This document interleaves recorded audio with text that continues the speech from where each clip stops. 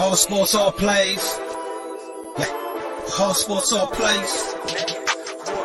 All sports, all plays. 365, we making up plays. You talking the game, get you to the days. We're high in the court, the dime in the lane. Variety topics, living the same. All presentation, sports information. In the airways, taking the nation. All sport, all plays, like working your faces. Grace at the field, so tie the laces. All sports, all plays.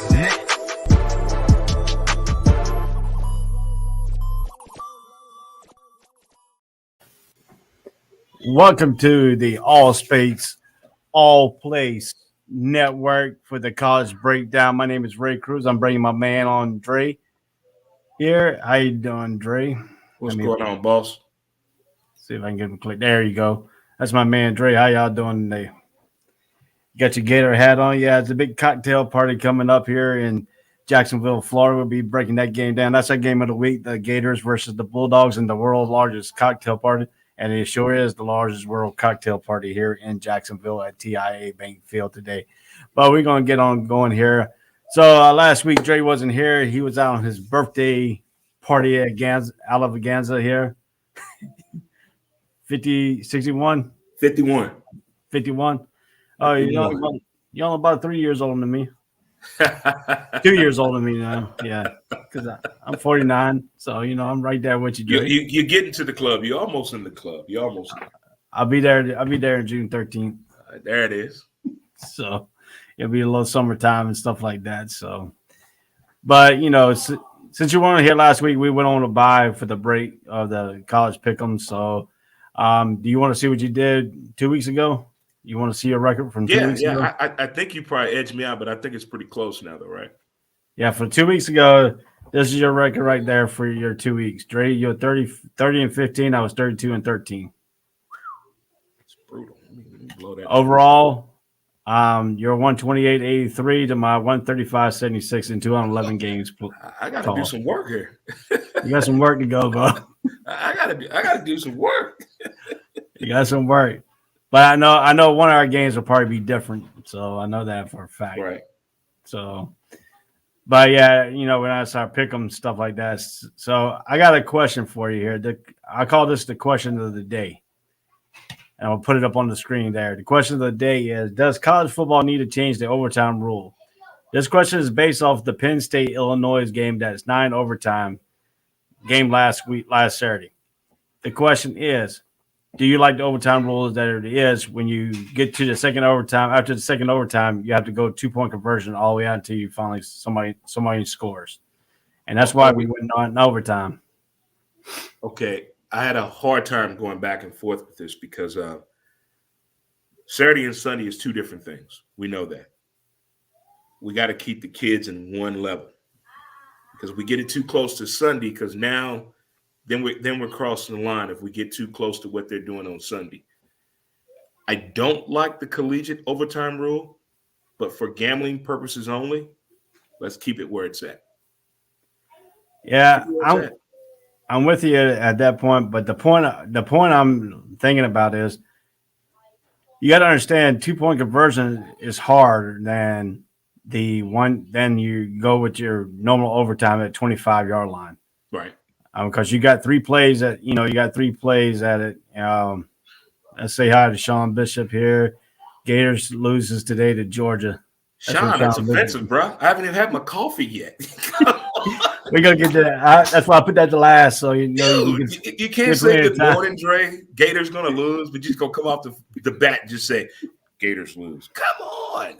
But yeah, so I look at the college overtime rules. And then Sean laughs out loud about it. But okay. I kind of let's say we take the college football rule this way. Let's just give them a time limit. Boom. You get 10 minutes. Whoever is the leading scorer after is 0-0 for 10 minutes. Boom, ball game. We could do that. You could do that way. You could do it that way. I'm thinking about instead of doing it from the 25, why don't you do it from the 45? But see, what as bad as kickers are across America, and no disrespect to any woman that is sleeping with a kicker in college, high school, or the pros, but the kicking game is not where it should be or needs to be at, or any way of that matter. But what I'm saying, that that's too much pressure that far back. Well, if you look at it this way, the way I was thinking about it was, if you can't get no yards to get yourself in really good field goal position, then that cuts out the overtimes going 8, 9, 10, 11. You know, this game could have gone 10, 11 overtimes. And if you're out there, yeah, I mean, this game could have gone wild if nobody was going to score the 2-point conversion.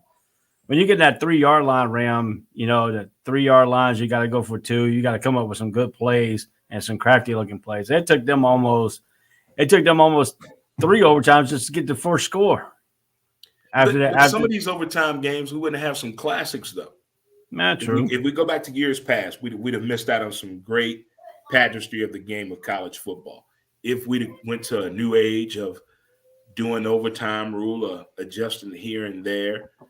But for the love of the game, let the kids play. But I would rather put a time limit on it than field position. Give me a time limit over field position. I'd take that. But you're getting some sort of like the pro rules then, because pro rules you time it, but it's first score first possession after the team gets the first possession. If a field goal or a touchdown, whatever, the second team gets it, they can't get the match and score, then the game is over. So basically, we need to just leave it alone. Yeah, we'll just leave it the way. But to me, I like it. I like it where it should not go. It should at least go 3 overtimes as a regular from the 25, and then you start the 2-point conversions after the 3rd overtime. Put it this way: if it wasn't for overtime, we wouldn't know if Byron Leftwich. You wouldn't have known what Eli Manning could have done or would have become. Right. Who else? Vince Young. Yeah. Who else prevailed in overtime? Johnny Manziel prevailed in overtime. That's true too. But I mean, that's what I'm saying. The overtime rule has helped a lot of guys get to Sunday in a way, but on the other side, us as the fan are like, hurry up and get this over with. What are we doing here? I actually watched that game. I watched the Penn State Illinois game all the way to the end. Overtime and everything else. But to me, I think that game, 9 overtimes, I think it was kind of long. Yeah, that's a lot. But I mean, if you got to come up with plays, and then also the starting quarterback got hurt. That's when he got hurt in that second overtime. So they brought in the guy fresh off the bench, and he actually beat Penn State. From Illinois stuff. My marriages, way too many. Yeah. So Thursday night scores here. It's your Thursday night scores. Troy 28, Coastal Carolina number 24, Coastal Carolina 35, South Florida 14, East Carolina 29. Friday scores, Navy 20 at Tulsa 17. Navy came back to win that game. UNLV 20, Nevada 51. So that's your Thursday and Friday night scores recap there. Anything exciting to hit you out on those scores? That Navy game shocked me because I was all caught up in the World Series, of course. That Navy game shocked me. I was watching on the bottom of the screen. I couldn't believe it. Yeah. So you're talking about that. Here's the rankings. The rankings top 25, Georgia, Cincinnati, Alabama moved over Oklahoma, Ohio State, Michigan, Oregon, Michigan State, Iowa, and Ole Miss wraps up your top 10. So any surprise in the top 25? No, I'm liking what they've put together. I have not been disappointed with the rankings this year in a long time. Years past. Right. Before we get to week 6, everybody's always bickering back and forth. But I think this year they have pretty much solved it all. We've let it play out on TV, and it has happened. Nobody has said this should happen. It really happened. But there's one issue last week I was going to bring up. You weren't here. That I talked about the Alabama issue. They lost to an unranked Texas A&M. Mm-hmm. They only dropped 4 spots. They dropped in number 5. Okay. Now other teams that lost to unranked teams dropped 8 or 9 spots down. Do you see why they only dropped Alabama down 3 or 4 spots? Then rest of the teams there this year that dropped down to like 8 or 9 after losing to a non-ranked team. That's a great question and point. Here's the way I put it: if you're in unfamiliar territory, you're going to fall far. But if you're accustomed to being there all the time, you're not going to go far at all. It's like today. Let's say Cincinnati loses today. They may drop out of the top 10 because this is unfamiliar territory for them. But if you're a team that's regularly in the top 10, top 15, top 20, and you lose to an unranked team, you're not going to fall as far as people may think you may fall. Well, Penn State dropped 13. What's that? Penn State dropped 13 to losing to Illinois. They went from they went number 7 to 20. Illinois. Yeah, that's Illinois. But as a power, the thing is, it's a Power 5 conference school in the Big Ten. It's like when it might be the lower tier. It might be a lower tier of the top 20 of the Power 5 in Big Ten, but it's still a Power 5 school. It's like when Tebow was there, we lost to Mississippi State. We didn't fall that far, and we still won the national championship. Right.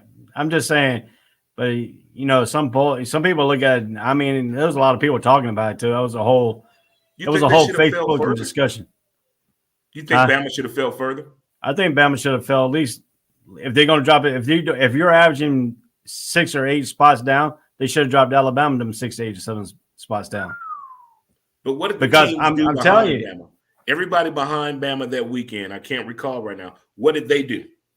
Did most they of them win won games like 52-3 or 48-0 or most of the top 10 won that game, but they only dropped Alabama down to number 5.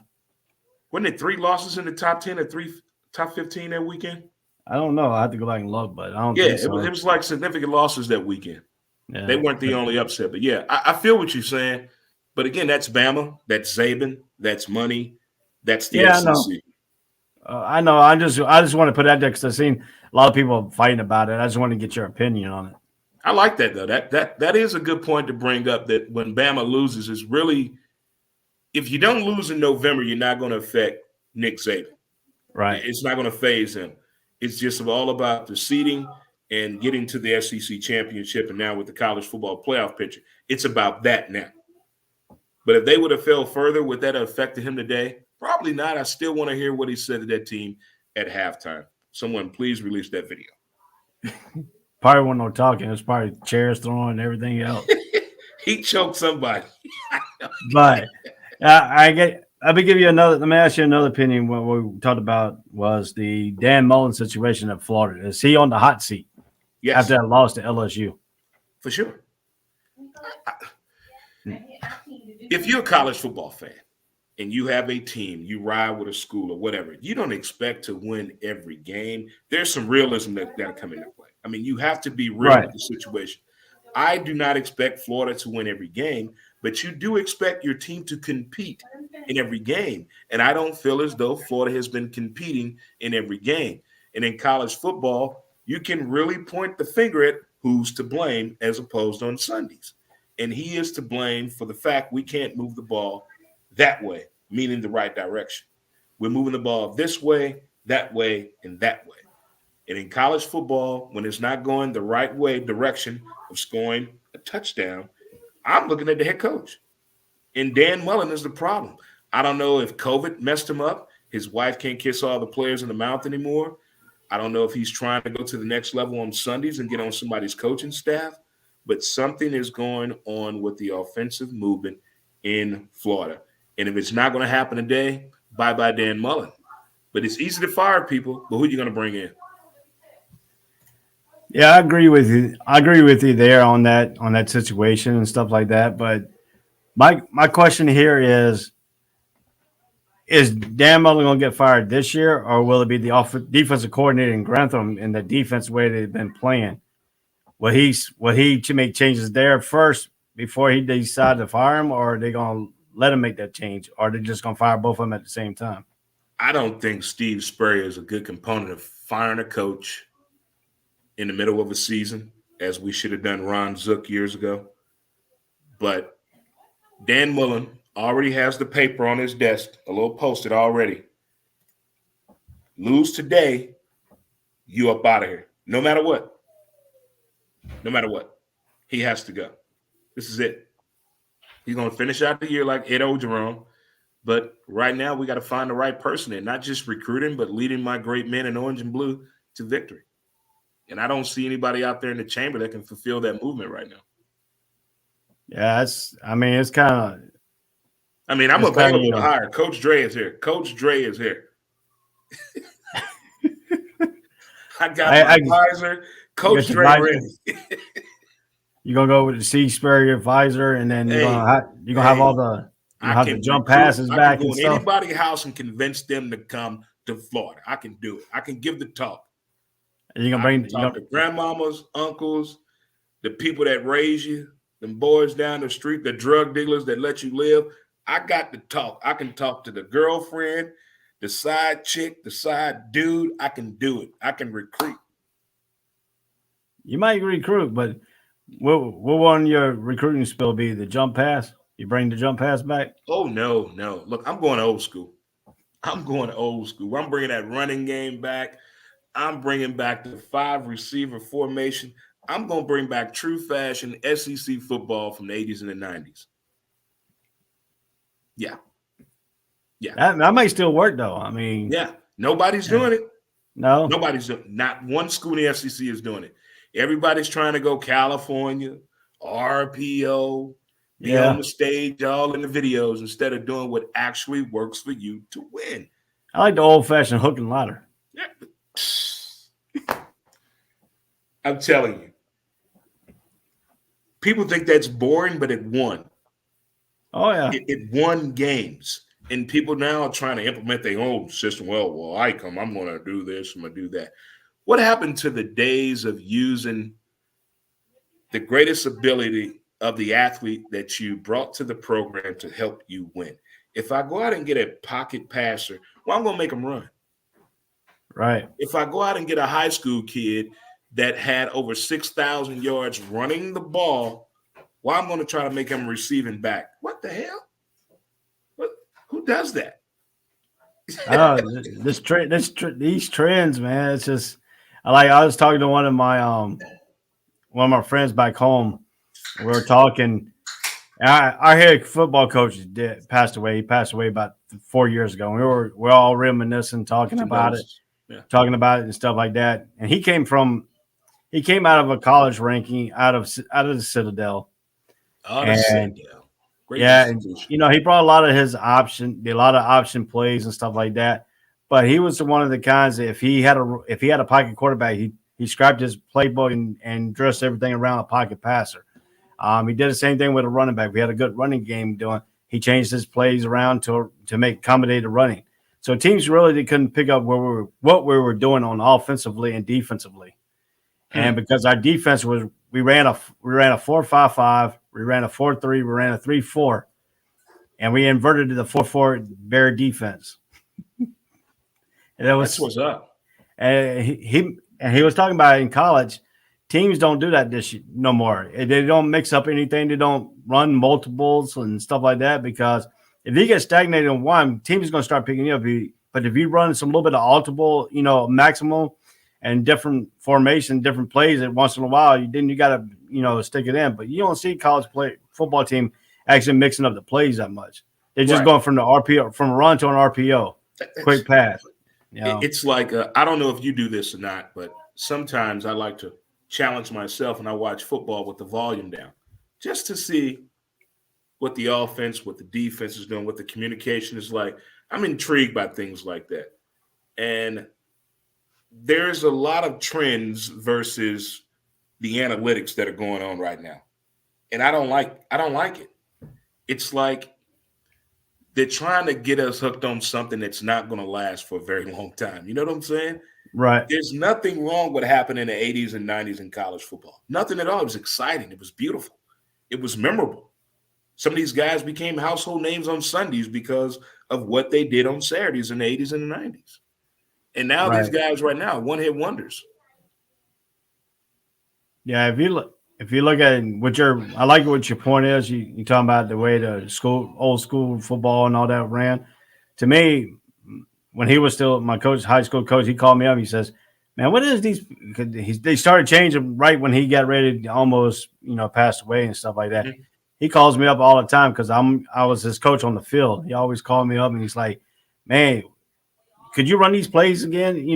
Could you call these plays and stuff like that in school?" And that's what he asked me. He said, "No, I couldn't call these plays in high school, man, because these plays don't make sense half the time. I mean, you tuck it into the running back, you pull it out, and you do a quick pass.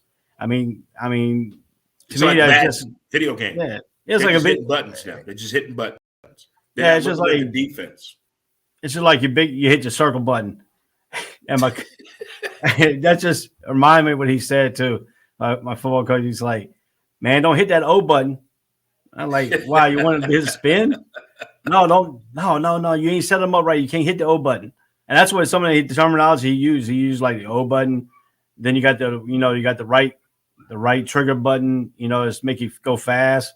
He said, "I can't hit the right trigger button before you make you go fast. You got to make yourself go fast." There it is. And stuff like that. But he said the old school way of running footballs and stuff like that has been changed completely. And he said, he tried to watch football and he can't watch it hardly. And he passed away about 2 or 3 years ago. And I can remember what they said, because they asked me to speak at his funeral, and I spoke at his funeral and stuff like that. And they asked me.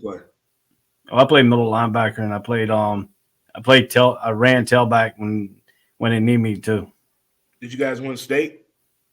No, we lost in the semifinals. Oh man, sorry to hear that. Yeah, it was a football guy in high school. I was a baseball dude.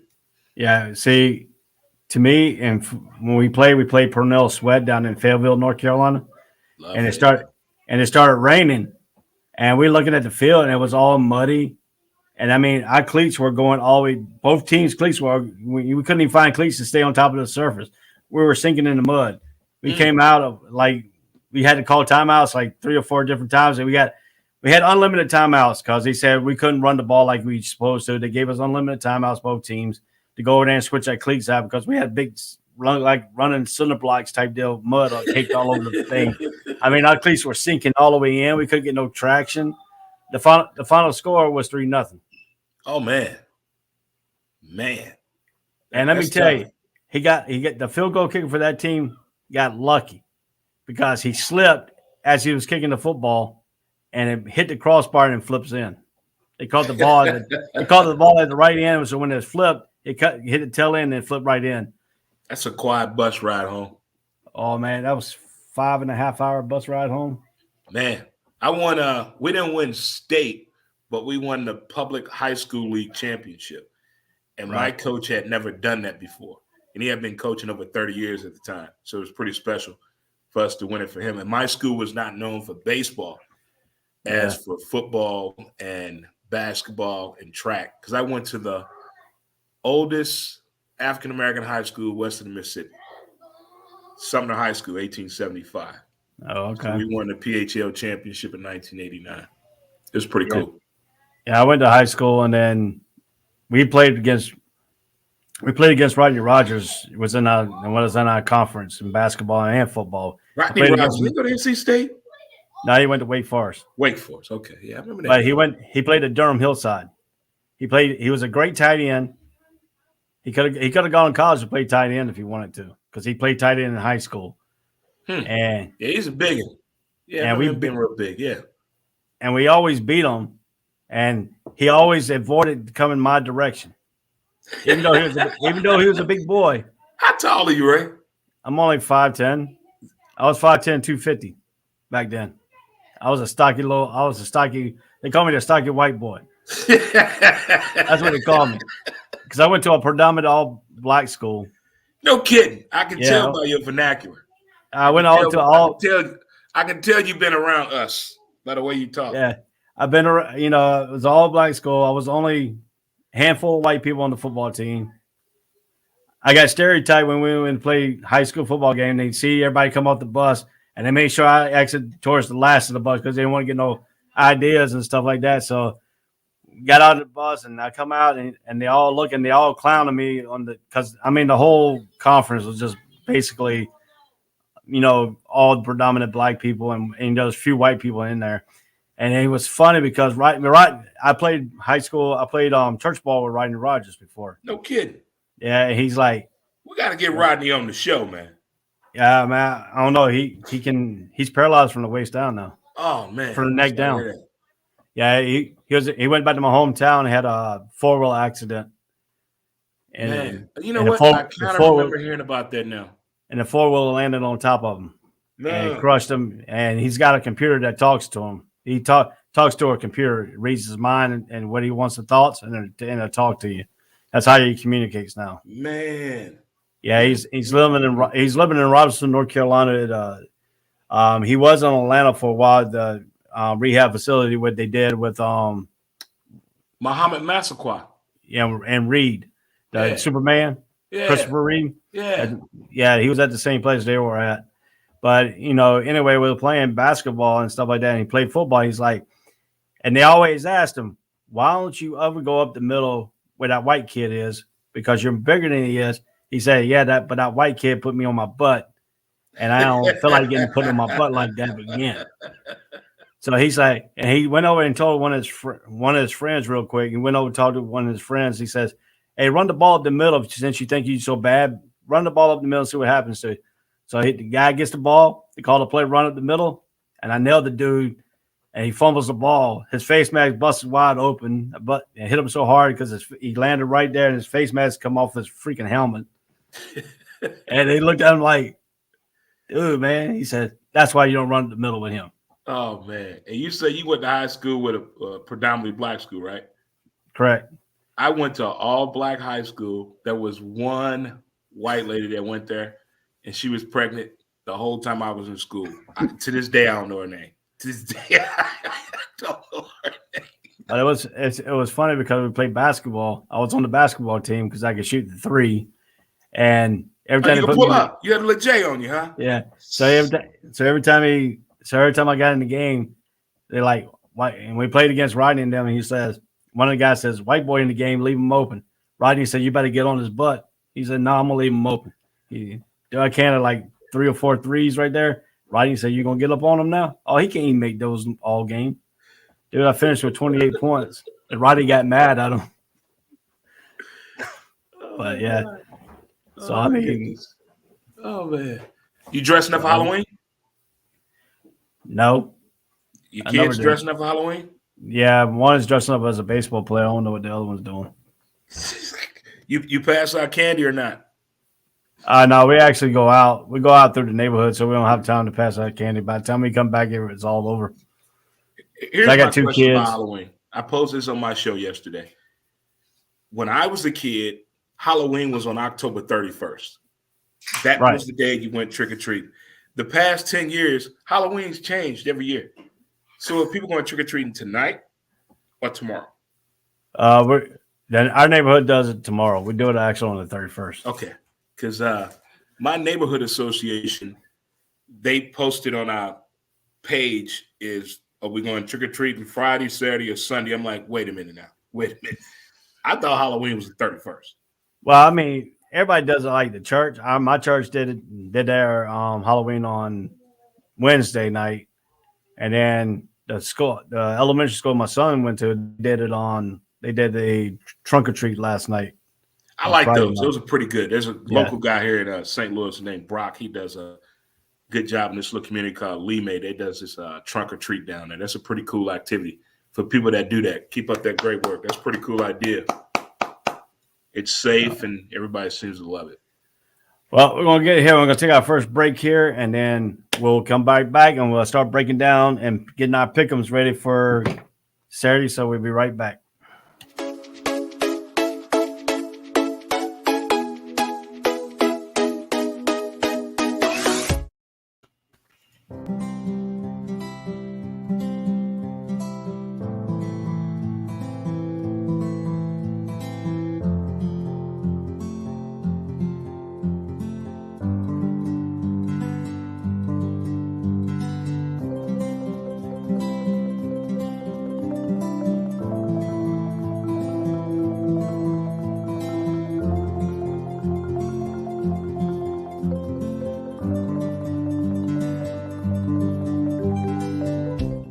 This is the Fox D Streaming Network.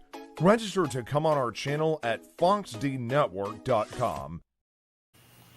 Welcome back to the All Sports, All Place Network. And this is the college breakdown show. We're getting ready to break down. Montez will be right back here. Let's talk a little bit. I'm going to break down a little bit more here for today's show. We're going to be breaking down all the big games here today. We're going to go all the way down. We got 17 games that we're actually going to break down solid, but we got the whole kick and boodle of pickings that we're going to be doing here all the way out. So, and then our game of the week will be the Georgia at Florida, which game is the game of the week here at the College All Sports Play Network. The game is located at TIA Bank Field here in Jacksonville, Florida, where I'm located at in the Jacksonville area. I'm going to try to see if I can get some tickets for a little bit of cheaper price for that and stuff. So my boy Montez is back, so we're getting ready to bring up the Pickem here. All right, Montez, welcome back. We're all back on here. Let's get started here. We got 17 games we got total. We're going to try to break out completely. Let's get with the number 2 Cincinnati Tulane. This is one of our Pickem games here. So who do you have in this ball game? I haven't really seen a complete Cincinnati game. I feel the hype. I'm just seeing the highlights of the team. I'm looking at the statistics, the numbers, and all that. I'm pulling for Cincinnati today, but I want to watch them play this game because Tulane has done some incredible things with the football program as well as the basketball programs in years past. And this is Halloween weekend. Strange things happen. I want to see if Cincinnati really got what everybody's talking about, and I'm intrigued about this quarterback that everybody's in love with. Well, I watched the first all the way up to halftime of that Cincinnati Notre Dame game, and the quarterback is actually pretty good. He makes pretty good decisions and stuff like that. He takes care of the football. For Tulane to win this ball game, they're gonna have to turn him over, and this guy doesn't really make too many mistakes either. Freddie said good morning. Surprised he can say roll Freddie? Tide. I'm surprised he didn't go there and say roll Tide. But Freddie anyway, Freddie is comical, man. Let me see if I can do Freddie. Man, you guys lucky ain't got to go to work. But yeah, anyway, it's all cool here. It's all cool. I got my Halloween banner up. Happy Halloween. Even though tomorrow's Halloween, we're not gonna be on the air tomorrow for our show. So I just put a Happy Halloween for everybody and put the ghost and a pumpkin up there. Make it a little festivity, and then we got a pink for the breast cancer this month. So that's why we got the pink up. So I have a couple of friends that had breast cancer. So and I had a cousin support, love, going through it right now. So So there's the breast cancer awareness month and stuff like that. So who you got? You got Tulane or you got Cincinnati? I'm taking the Natty on this one, Ray. I'm going to take the Natty. Yeah, all right. Yeah, me and you both got that one. I don't see Tulane. Tulane's hype got a little hype when they played Oklahoma. And that was first game of the season, stuff like that. So they got this tailgate food looking good. Sorry about that. All right, Dan, you're watching that TIA Bank Field? A college game day, they got this barbecue looking good, man. Yeah, if you got the SEC network on, watch on Tebow and them. They're down here in Jacksonville today. So it's college game day, ain't it? College game day is there right now. Then college game day and Fox are both in Michigan, which is weird to me. Yeah, it's weird. Yeah. So bringing about that game, that brings us up to a big breakdown of a game here. We have Michigan State versus Michigan here. This is in this game is played at Spartan Stadium in East Lansing, Michigan. This game is on Fox. Michigan comes in 7-0. Michigan State coming in 7-0. Michigan is ranked number, let me find on my sheet here, is number 6. And Michigan State comes in at number 8. Yeah. Yep. Top 10 matchup. So what do you think is going to happen today in this ball game? Is this going to be a snow? Is it going to have any snow? Going to have any kind of drama, weather prediction, or any kind of thing going your way? Man, the way I feel about Sparty and Captain Khaki Pants, and I'm looking at Tebow right now on the SEC Network as I speak with you.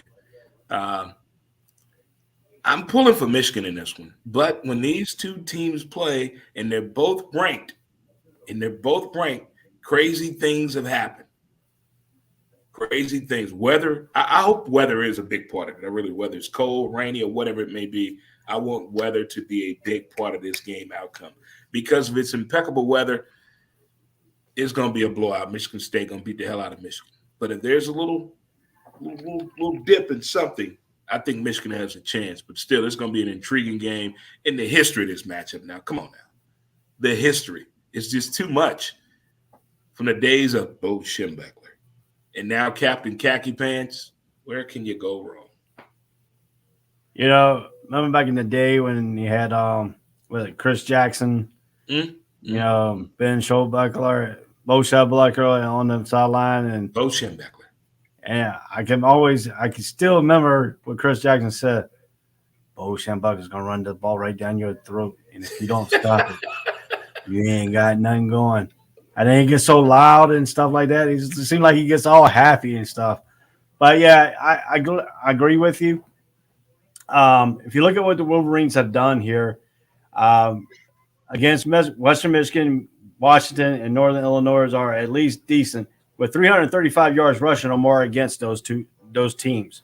I know they're not like a Michigan State or anything like that. Michigan State's defense has been pretty good, but Michigan State has run into some issues a few times in a row and stuff like that. But when they went down to Miami, they played excellent down in Miami and stuff like that.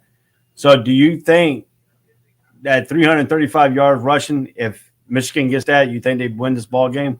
If Michigan is able to run the ball, yeah. If they're able to run the ball like that, yeah, for sure. But my thing is, sometimes he overanalyzes the situation, Captain Khaki Pants, that being Harbaugh. He'll see what his team is doing well at, but then sometimes he'll second-guess himself and go against the grain and try something different.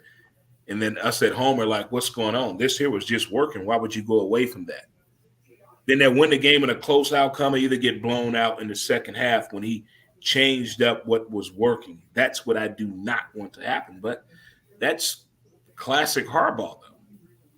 But he's his hardest critic. Yeah, I agree with you on that. On that thing. But this year he has not done that. This year he stayed with the running game.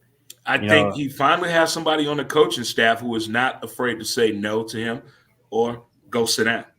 He has somebody now on that coaching staff that can speak to him in a way that no one else has before. It's not being disrespectful. It's just saying, Coach, look, I don't think that is the right thing to call or to do or to use that substitution right now. He finally has someone like that on the coaching staff. Don't know who it is, but it's somebody, and he's listening. Yeah, I agree with you in that situation, Dre. But do you see any holes in this Michigan defense against Sparty in today's matchup? Yeah, on the passing game. I'm scared of that. The deep ball against Michigan secondary. I'm afraid of that. And Michigan State can do that. They can do that very well. In years past, we've known what Michigan produced for as linebackers in the secondary. But that's not there. It's not at the maturization process of that yet. And I know Harbaugh has mixed it up his man-to-man coverage and his zone coverage. His zone coverage, they haven't got any broke-throughs, but his man-to-man has some issues. Now, how does he not tip his hand if he's playing zone or man-to-man? I throw some more stunts out there, mix things up a little bit more in the first half as opposed to the second half when usually you're trying to preserve or sustain the opportunity to take the lead in the game. You don't want to overplay it, but still we want to let them know we're here. You got to attack the whole game. Don't let up. If I'm Michigan going into this game, I'm not holding back at all. I'm not going to wait till that 10-minute mark late in the third quarter to try something different and new. And when we was talking about they like to mix up the man-to-man zone. Sometimes you mix it up by look like you're going to play zone, let the guy get off the ball, and the next thing you know, you got a man trailing him. So he's got a different disguise on the defense. You think he'll run any like NFL type disguises where It looked like he's playing press coverage, and then turns out to be a zone coverage. That's a great point. I would if I was him, because Michigan State receivers are like, they can extend the play. The quarterback's in trouble, but they're still running down the field. And that's the most dangerous thing in college football. You got that one receiver that's still running down the field while the defense is coming in because the quarterback is running the other way. They got to be careful on that. But I like the disguises and the different stunts. If they're in the lead or the game is in a situation they can control. But if it's way out of hand, that's when they're guessing the situation. And Michigan get in that, it's a blowout time for Michigan State. Go Sparty. But I hope the Wolverines can pull it out. What kind of jacket this dude got on is killing me. But I mean, if you look at it this way, too, when we let's really flip a little bit here. Let's talk about Michigan State. Michigan State likes to do a lot of pass rushing. So now to get away from the pass rush, here comes that delay handoff. Play action, or you do the delay handoff too. Handoff, draws, all that. So if they're going to attack on the edges, that's going to open up the run game even more. So yeah. So the combat with that is, will Jim Harbaugh roll the pocket more with his quarterback, and that is situation. If you roll it into that blitz, see, that's the thing, because if you roll, what if the linebacker doesn't back off and cover the tight end, or the running back try to come out of the backfield? What if he's eyeing the quarterback for that RPO? Now we got a problem. What if it's the left, what if it's the right, or the middle? So you got to be real selective if you want to roll that quarterback. Are we going to play pocket passer? Are we going to play option quarterback? So I think that's going to be justified within the first two possessions, I think, of Michigan in the first half, on what they're going to do when it comes to how the quarterback is going to play based off of the pressure from Michigan State. To me. Yeah. I like that analogy, but also you can roll the opposite direction, because that, depends on which defensive ends is coming too. Right, and then you got that line. I mean, they're going to shift. I mean, what kind of defense is they're playing based on what Harbaugh wants to do? I think we both saying the same thing. Yeah. If Michigan State is looking at this, okay, if he's going to be a moving quarterback, let me get a mobile linebacker in here, because the edges are coming no matter what. They're coming. Yeah, you're right. But I can give you a little analogy to that too. If you blitz that linebacker, guess what's susceptible to that linebacker blitzing? Somebody's going to be open on the blitz. We all know that. But I'm saying I'm not blitzing the linebacker. I know, like if Michigan State does decide to blitz that linebacker today, that little screen pass is going to be waiting for him. Yeah, it's going to be right there. Because Jim Harbaugh likes to know if that linebacker is coming. He'll always put that screen right behind that linebacker that's blitzing.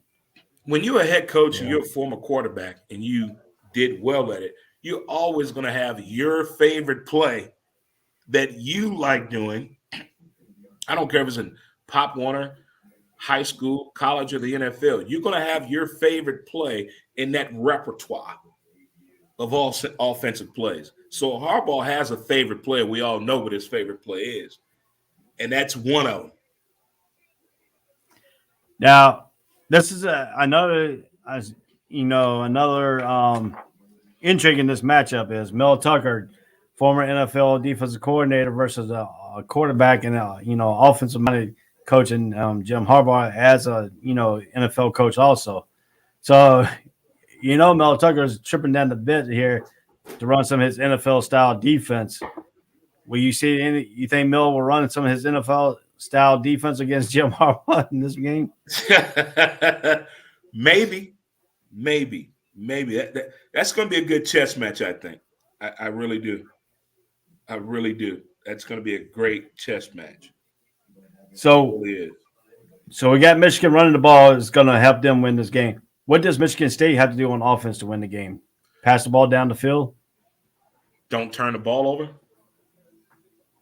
Don't turn the ball over at all.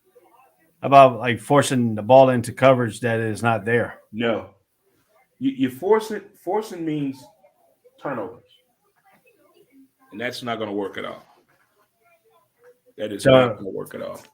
If both team does that, do we see a field position game in the first two quarters, get everything filled out and open up in the third and fourth quarter? That's a good one because I think Michigan has the better kicking game than Michigan State, but Michigan State is better at utilizing field position, if that makes any sense at all. But I don't think it's going to come down to that. I think both of these guys are going to come out attacking, looking at the ranking, and considering what's online this late in the year.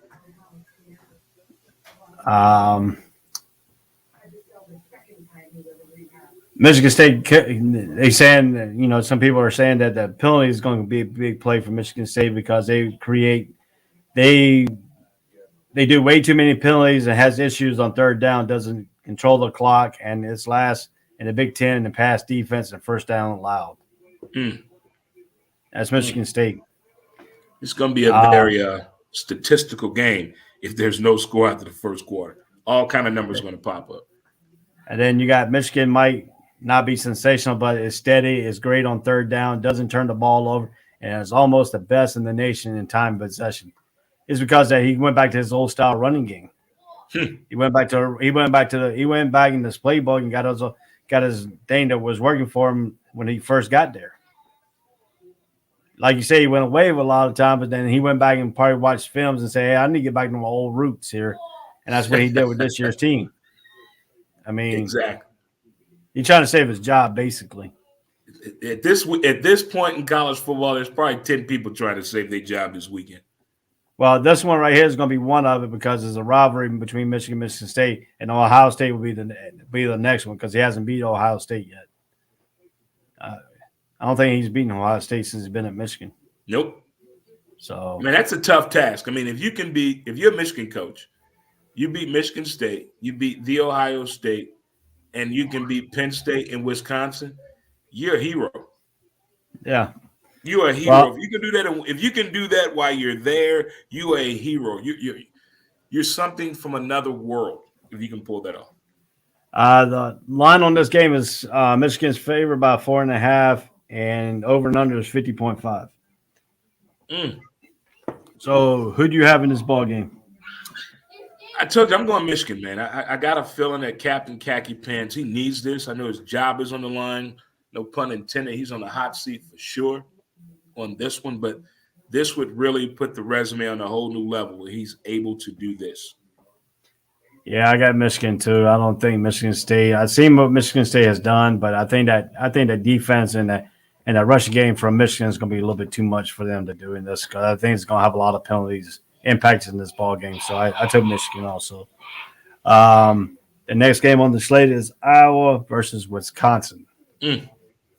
And this is one of the games that we're going to break down here too. This game is at 2:00. It's at Lincoln Pulaski Stadium in Morgantown, West Virginia. It's on the Big 12 Network, ESPN Plus. Iowa State is – I'm sorry. I'm talking about Iowa State. Iowa's number 9, right? Yeah, number 9. Here we go. I pulled the wrong game notes. All right.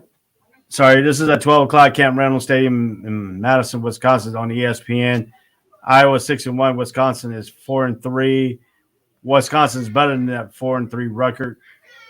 They played a lot of teams close. They played Penn State pretty close to the beginning of the year. They got rocked by Notre Dame. This battle of the Big Ten West, isn't it?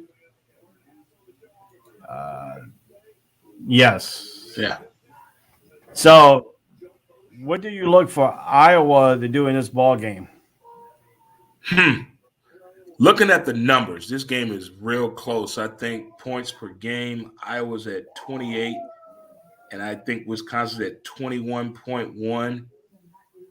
Defense, 18.4 to 14.6, I believe, but the rushing game is pretty much even. But the passing game is what intrigues me about Iowa. They can throw the ball.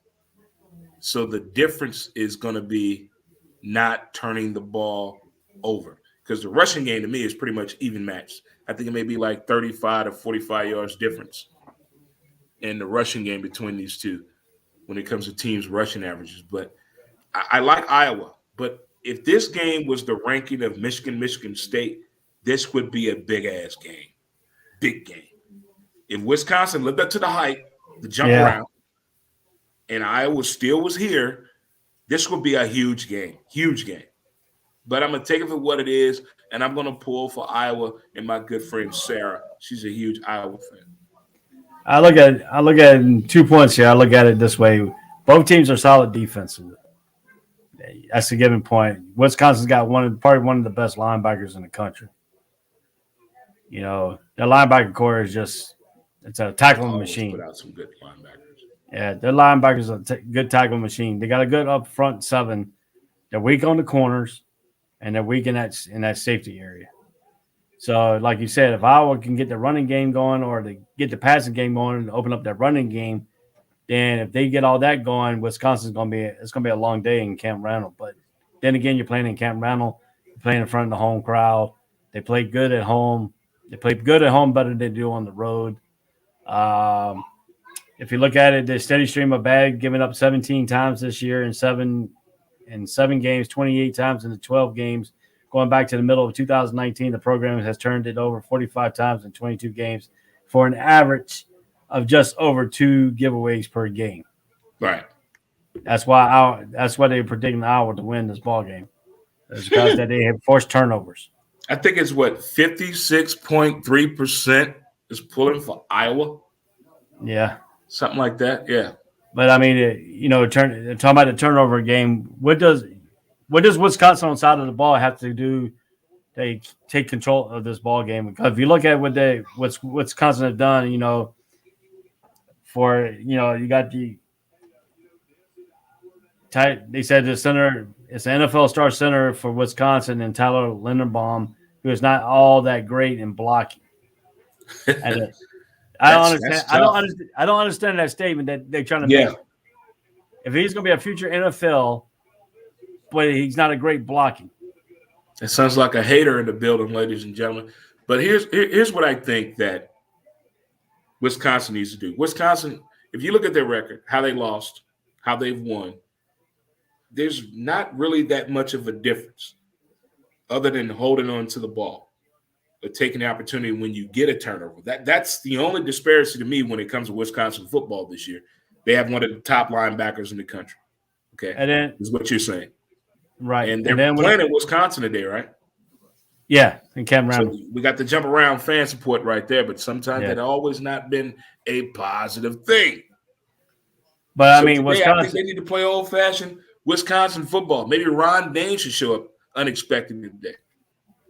Wisconsin is number 1 in the nation against the run, and that is with a win over Army and another against Illinois' offense that cranked up 300 yards rushing in 2 of the last 3 games. Badgers are ranked number 2 in total defense behind Georgia. Is 10th in passing yards allowed. Just assumed 8 tackles were lost and go from there. So if I was got to do this, I was going to have to try to generate some run. They have to generate some kind of run, because if they don't, Wisconsin defense is going to start lighting them up with all them zone blitz that they got. They like to run the zone blitz games. They like to run the man-to-man blitz. They like to run stunts up the middle. I mean, if you look at it, Christie has got his defensive coordinator calling all kinds of freaking defensive problems. And if you look at some of the games, they've been in most of all their games, and that defense is keeping them in the games, and their offense is struggling. So what does Wisconsin got to do on the offense? They got to run the ball. They got to pass the ball. But the problem is that wide receivers are inconsistent of catching football. Yes. Yep. They got receivers there. They have a lot of catches, but they don't have no yak. The yak is not there. They're just catching the ball. And there is no yak, meaning kids at home that don't understand. It's yards after catch. They don't have many. My God, they just brought a cheerleader on stage. They don't have many of that. So they need to catch the ball and run. That's one thing. Right. Good Lord. They must do that. Are you watching the SEC Network? No. I got all my screens. I got all my screens right now in use for all my notes and stuff. Oh my goodness! Sorry for the distraction. That's why I don't watch it. That's what they must do. Wisconsin to me, the receivers got to catch the ball because they're catching the ball. I think one guy has 23 catches for like 123 yards. That makes no sense to me. You're a receiver with that many catches and that little of yards. So they're not able to extend the play. So if they can extend the play after the catch, I think Wisconsin can have good success with that. But if they just catching it for yards, not going to be a good day for them. You know, if you look at it this way here, Iowa comes in this game rested. It should be a whole lot fresher than it played against Purdue. It's coming off of at least 3 takeaways against the Badgers offense that give the ball away like it's fun-sized Kit Kats. That's what they call it, fun-sized Kit Kats. You know, you snap the Kit Kats off. That's how they do it. Pick the ball away. You know, there's the over and under is 3.5. Actually, Wisconsin's favored by 3.5 in this ball game. The over and under is 36 point. What is over under now? Over and under is 36.5. Wow. It dropped tremendously. Yeah, on Thursday, it was at 50.5. Now it's 36.5 over and under, and Wisconsin is a 3.5 point favorite. Gatorade. Over an Iowa team that's ranked. So, who do you picking? Who are you picking for win this ball game today? I'm going with Iowa. I'm going with Iowa on this. All right, this is going to be the first game that we real. Yeah, I'm going to go with Wisconsin because I have a feeling the jump around is going to come, and I think Iowa just going to be. You know, I think Michigan's playing at home. I think Michigan's got the best defense out of both of them.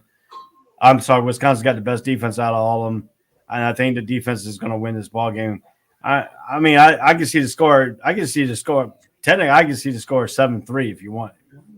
Basically, it's going to be a low-scoring football game anyway because both teams likes to run the football, and passing game is probably going to be null and void unless I would somehow start taking advantage of that.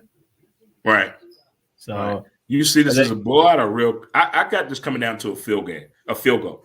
I got that game real close. I have the score. I can see the score be 7-3 at the final. I can see that score. Yeah, it's gonna be. I got like 17-14. Yeah, most people are picking a real close game, one possession type thing. Real close game though, because if you look at the numbers, defense, offense, stopping the run, passing game. Now that's the only positive thing. Iowa passing game is much better than Wisconsin's passing game coming in this year. But the rushing game is pretty much evenly matched. The defensive offset of stopping the run and the pass is pretty much here and there. It's going to be a real close game. All right, so it's 10 o'clock. We're going to hit one more break here, and then we'll get back, and we'll be breaking down the Texas at number 16 Baylor. So we'll be right back on the All Sports, All Place Network. This is College Breakdown. Let me get that.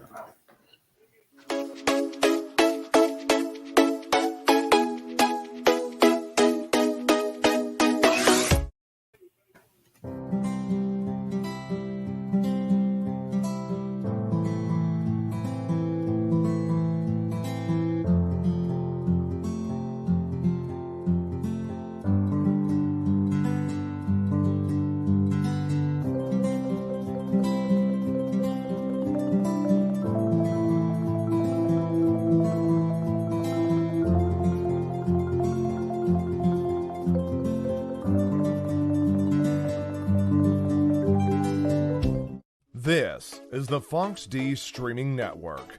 Register to come on our channel at foxdnetwork.com. Welcome back to the All Sports, All Plays Network. This is Ray Cruz from the College Sports Breakdown Show. We're getting ready to break it back down here. We're getting back into our Pickems. Next game we're going to go is going to be the Texas Baylor game. This game is at noon. Is at McLean Stadium in Waco, Texas. At ABC, Texas comes at 4-3. Baylor comes in at 6-1. Bring my good friend Montez back on the show here. So we got a big. We're keeping the Gator Blue, by the way. Gator Blue Gatorade today. Oh, you can get the orange. You didn't mix it all together, make it orange and blue. No. You didn't want fruit punch? No. Come on now. Fruit punch is good. No. Good try. Yeah, you could always turn it into like the Atlanta Braves colors, you know.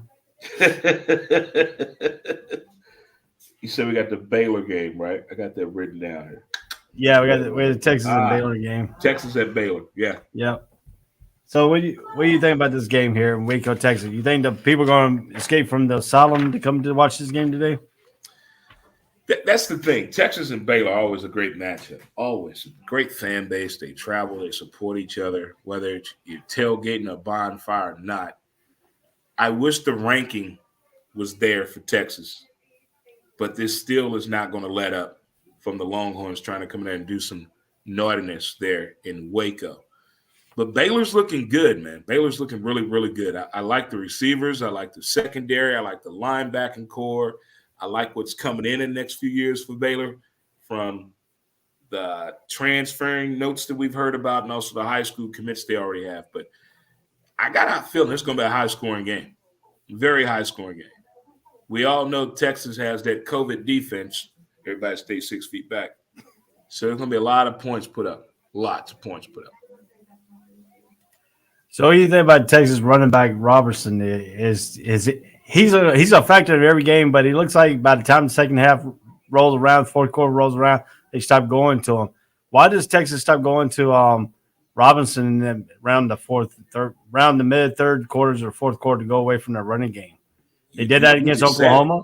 You just said it. I think he gets tired.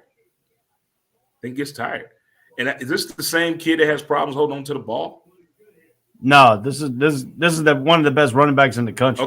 Okay. Yeah, this is the kid that gets long-winded here. I do believe long-winded, and it's not everybody can be a Derrick Henry type running back in college. Those days are long and gone. You can't put that much wear and tear on everybody. It may look good. It looks real good if you can do that, but not everybody can sustain that. And I think that's what they're finding out right now of his limitations. So maybe they don't use him as much in the first half and start attacking him and running him downhill even more in the second half, hopefully. So do you see Texas trying to go with the passing game more in the first half, and then they get a big lead up, then they can use them in the second, third, and fourth quarter? Texas is definitely going to pass more than they run the ball today. They're not going to let up off that passing game. I mean, they're trying to let people know, hey, quarterbacks can come here too and throw the ball. That's what Texas is trying to let known to people in the nation. We can still throw the ball. It's pretty windy here now. And they're going to try to show that passing game off even more. But the running game is there too. That running game is there too.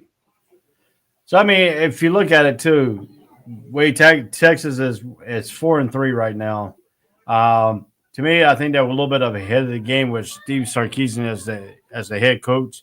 I think they're going to be way better next year after you get a year with him and start getting some of his recruits in and start, filling that thing. I think it's going to thing. I think he's done changed a lot since he came from USC and he went to Alabama. I think Nick Saban told him so much while he was at Alabama that he looks like a totally different coach.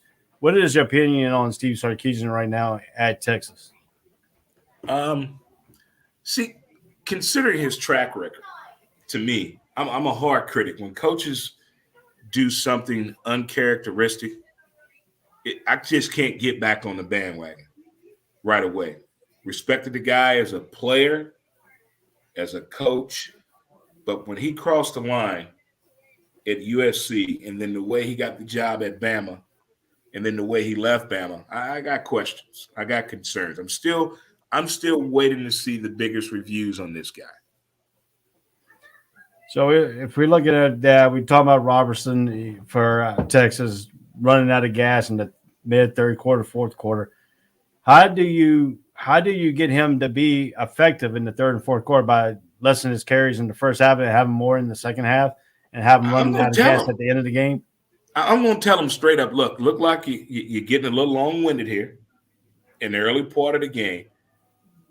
What can we do to maximize your production? I'm being real with my athlete. I wish more coaches did that instead of trying to sugarcoat it, try to satisfy their needs other than going to him and say, look, what can I get? When can I get the best of you? Because here's what we're getting. Here's what the film's showing us. Here's your numbers. But now I'm coming to you, the source. Tell me what you want us to do to help you. There you go. Teach back. So if we look at it this way here, Baylor last week against West Virginia rolled 534 yards with one of the most impressive balance days of years and a 14-point win over BYU. Right. So we've seen what the formula is to beat this BYU team. If West Virginia did the 534, how does Baylor react to not letting Texas get a balanced offense against them? See, that's the thing. You can't compare week to week in college football. It's different. It's totally different. I hate to go NBA, but everybody knew how to defend and play the Utah Jazz when Jerry Sloan was there. But not many people could stop it. You knew what they were going to do. You knew each and every time what they were going to do with that ball. But it's up to you to change the outcome and the perception and the predicament of what you already know it's coming. Every team is not the same. You can't do what SMU did, what Texas Tech, the Raiders did. You can't do none of that. You have to go in here and address this game as Texas playing Baylor. So now, if you look at that same situation, Baylor's running game didn't do too much against West Virginia. No. So does Baylor come out and start running the ball quickly, try to get it established first, or how do they establish the running attack? Baylor's going to run the ball regardless. And they're good at the RPO, the spread option. They're good at the sweep. They're good at that. That's one thing you're not going to take away from Baylor. They're not going to go away from the running game. From the days of Chip Kelly, from the days of Snoop Dogg implementing his players into that program, they're still going to run that ball. I'm sorry, wrong school. Not Chip Kelly, but a homeboy that used to wear the hat real crazy from Baylor back in the day. Burrell, Yeah, whatever. him. Yeah. That's what I'm thinking about. He's in high school now. Yeah, they're still going to run the ball because they like that. They like that long pitch. As Baylor loves that long pitch, they love that. Now they can defend that and stop that early in the game. Now we got a confrontation going on with the offensive coordinator, the running back coach, the offensive line coach, the quarterback coach. All of them going to be arguing with each other if they cannot get that play off. And I've seen an interesting stat here. Texas is 4-0 when allowing the offense to run fewer than 200 yards. It's 0-3 when they allow more than 200 yards. However, outside of Louisiana, Texas hasn't beaten a team that could run that well. So if that's that, we see how Texas needs to win. They need to keep them on to 200 yards rushing. Basically, they have a better chance of winning. Right. Baylor at home will be keeping the momentum by going from BYU with win in a fun back and forth battle. The Bears will be steady enough to overcome Texas home runs. So that's another key to it. Baylor's going to have to stop Texas home run bombs because if Robinson gets started, they do have a lot of passes and deep formations. So if Texas loves that, they love that Hail Mary trick play before halftime too. You got to watch out for that. So if you're looking at this, Baylor is a 3-point favorite, over and under 61.5. Some people got Baylor winning 31-27. Who do you have winning this ball game? I got Texas beating Baylor, but this game is going to be way over 62. What would you say, 62 and a half? 61.5. Oh, yeah, it's going to be way over that. Texas is going to win this. It's going to be a high-scoring game. It may be 41-31. Texas. So you got Texas winning it? Yeah. I'm going to give you a chance to try to catch me. I'm going to go with Baylor. Catch me outside. I think the crazies is going to be looming today because it is Halloween. Like you said, it's Halloween. So you're going to have people running the asylum. You know, we're going to have people running the asylum, come out of the asylum into Baylor Stadium. I think Larry Fedora's got the game. I think that Larry Fedora has a perfect game plan for the offensive coordinator for Baylor to run this attack. They're playing at home. Baylor's good. Students running the thing. You never know. You might see Frankenstein running the field, try to get on TV. So all in the videos. Yeah. All right. So we're not going to be talking about this one as much. Pitt, number 17, Pitt is Miami goes up to Pitt, plays number 17. Miami just beat North Carolina State University last week. And Miami, does Miami keep the streak going up in Pitt? Does Pitt fall this time? Or would number 17 Pitt have its way? I wrote my notes down on this game. Miami, Pitt. I mean, once Miami quarterback went down, I think that all hopes of offensive production went with the drain. I don't think there's nothing Ed Reed can do, The Rock, nobody from the alumni class, because that whole team just went down when it happened. And I like the U. I like what they were trying to do, try to resurrect the program. I'm not trying to get them back to the days where they were Catholics versus convicts type team, but they were a fun team to watch when they're winning. Their fan base is amazing. But this could be a pretty good game for them. They could even hang in this game late in the fourth quarter. If it's a close game for them, and I appreciate and I hate this position in football, the kicking game, but we already know that Miami has the upper hand on that when it comes down to special teams in the situation. But on this one, I don't know, man. I don't know if the U back or the I back. I don't know. I look at it this way. What Miami did at North Carolina State University is ridiculous. I mean, NC State came in, I think, number 18th in the nation against Miami. And they just went in there and they thought they had this game won from the get-go, the way Derek King went down. You know, that's why I put myself on the big screen. I want to show all my NC State fans here a little bit about something here. You know, and then what gets me is that the freshman quarterback called NC State out in this ball game. And, you know, last Saturday. Called them out that week, saying that they were no good. The true freshman called them out. Let me bring Dre back in here. The true freshman called them out last week in the papers, saying that this is what he said. We're going to beat North Carolina State because we always beat North Carolina State. Wow. And he backed it up on the play on the field, too. He actually beat NC State. They actually beat them. And all my state friends went missing from Facebook for a while, 24, 48 hours. Because let the record know, Ray, you're not an NC State fan, are you? No, I'm a Tar Heel fan. I'm right here. You can't see it because of the blue, but right there. We represent today our squads today. We represent our squad. See, yeah, I even got the other one up too. I even got the other one, the blue. You know. Hey, on our final show for the college football year, man, we got to do our whole backdrop. You do Carolina, and I'm gonna do. They got my Darth Vader. Look at that. I'm bringing the Vader out. You know. But anyway, I'm just gonna tell you straight out to my NC State friends that you got called out and he slapped you and he beat you.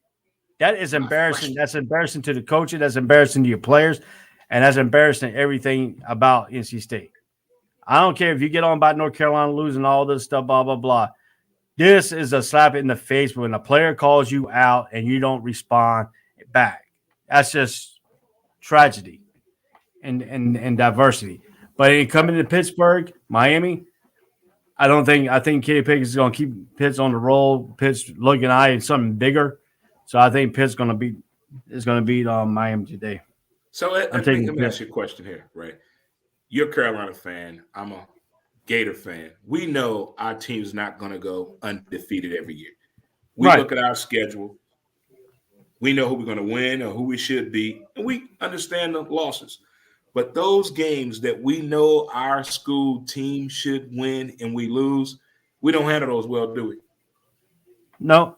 We don't handle those well at all. And I'm one of them. Like, at 1 year when I was working in corporate America, I didn't go to work Monday because my team let me down. I said, I'm not going to work. I'm not going to work because I don't want to hear the shit. I don't want to hear it. I'm going to hear it. I'm going to tell you, but North Carolina State, you know, Duke and all that, that fan base is not as bad as this one team's fan base. This is the NFL. I'm getting a little bit off the topic. You want to talk about that? If the Washington former Redskins football team, known as the football team, they lose, nobody shows up at work in Washington, D.C. I was stationed up in Washington, D.C. in Crystal City, up near Washington, in Crystal City, Virginia. And we had a number of Redskin fans in there. And I walked in because they lost to the Cowboys. That was when I first got up there. They lost to the Dallas Cowboys. I go into work. I thought it was a vacation. I thought it was a holiday. I thought I gave it the wrong day. And I was asking all my friends, I was asking all the military guys there, I said, where are all these people at? Oh, they're Redskins fans. They lost to the Dallas Cowboys, and they don't show up to work the next day. Look, Dude, if I ever get to the ability to hire more than 250 people, nobody's going to work Mondays during football season. I'm going to give you Mondays off during football season. I'm like, 4-day week. Dude, nobody. I mean, we had my office alone had 15 people, and there was only 3 of us there in my office alone. And we have almost 650 people. And we had, a day of work, we only had 100 people at work. That's how many people took off because they were mad because the Redskins lost to the Cowboys. But let's move right along. We got the Battle of the Techs. Virginia Tech at Georgia Tech today at 12 o'clock. Who do you have in this ball game? You know, I'm spoiled on Vatech, man. Ever since I've been to Blacksburg, I can't let Vatech go. It's just something about them Hokies, man. I just love let's do the hokey pokey. Yeah, let's do it. That's what you're doing? You're doing the hokey pokey? I got to go with Vatech, man. I love them. I'm going with them too because I still hate Georgia Tech for what they did us this year anyway. But Rutgers at Illinois. Does Illinois keep the winning streak going here today? Do we see another 9 overtime game? Are they celebrating that Lovey's gone? They're going to win.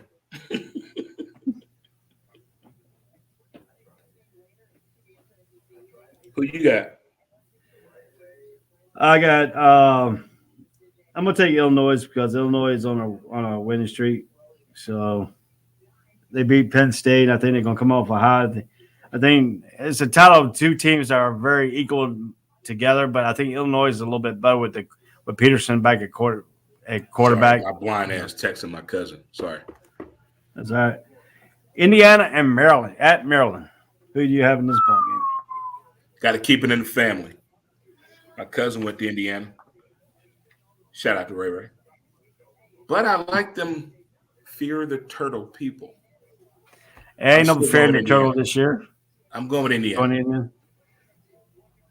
I want me a Maryland football helmet, though. I want one of those.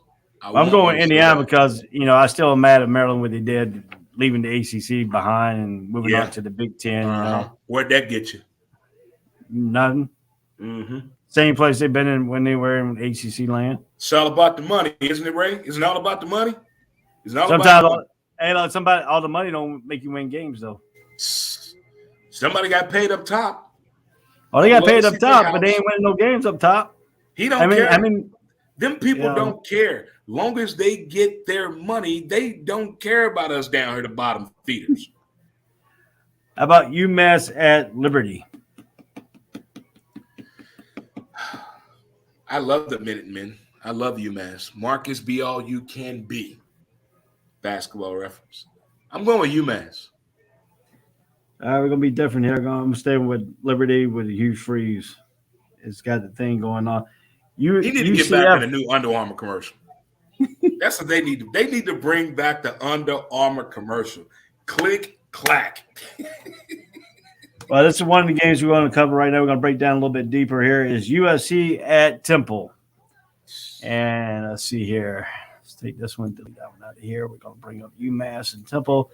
This game will be played at 3:30 in Kidd Brewer Stadium in Boone, North.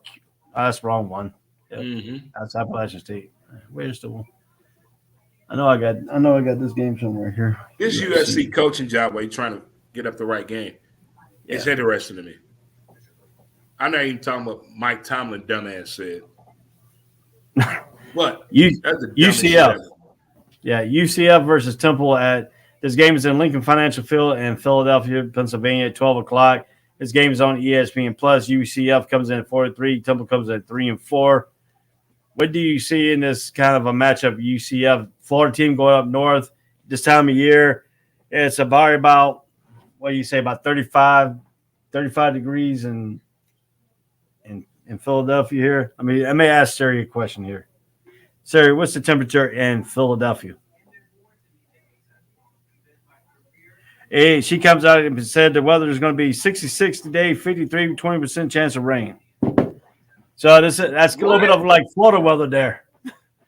So what is game being played at? Where's being played at? Lincoln Financial Field. Hey Siri, what's the temperature in Philadelphia, Pennsylvania? It's 66 degrees. 60 degrees. Yeah, and it's going to be 66 the high, though. Hey, Siri, what's the temperature in Florida? 57. Depends on what part of Florida you're looking at, though. Well, you in Jacksonville, and they just brought up Jacksonville, 57. Yeah. So I can't believe Siri is synced to you. It just brought up Jacksonville temperature 57 degrees. That's Siri, how Dre and Ray connected. What's the temperature in Orlando, Florida? It's 62 degrees in Orlando. Look at there, huh?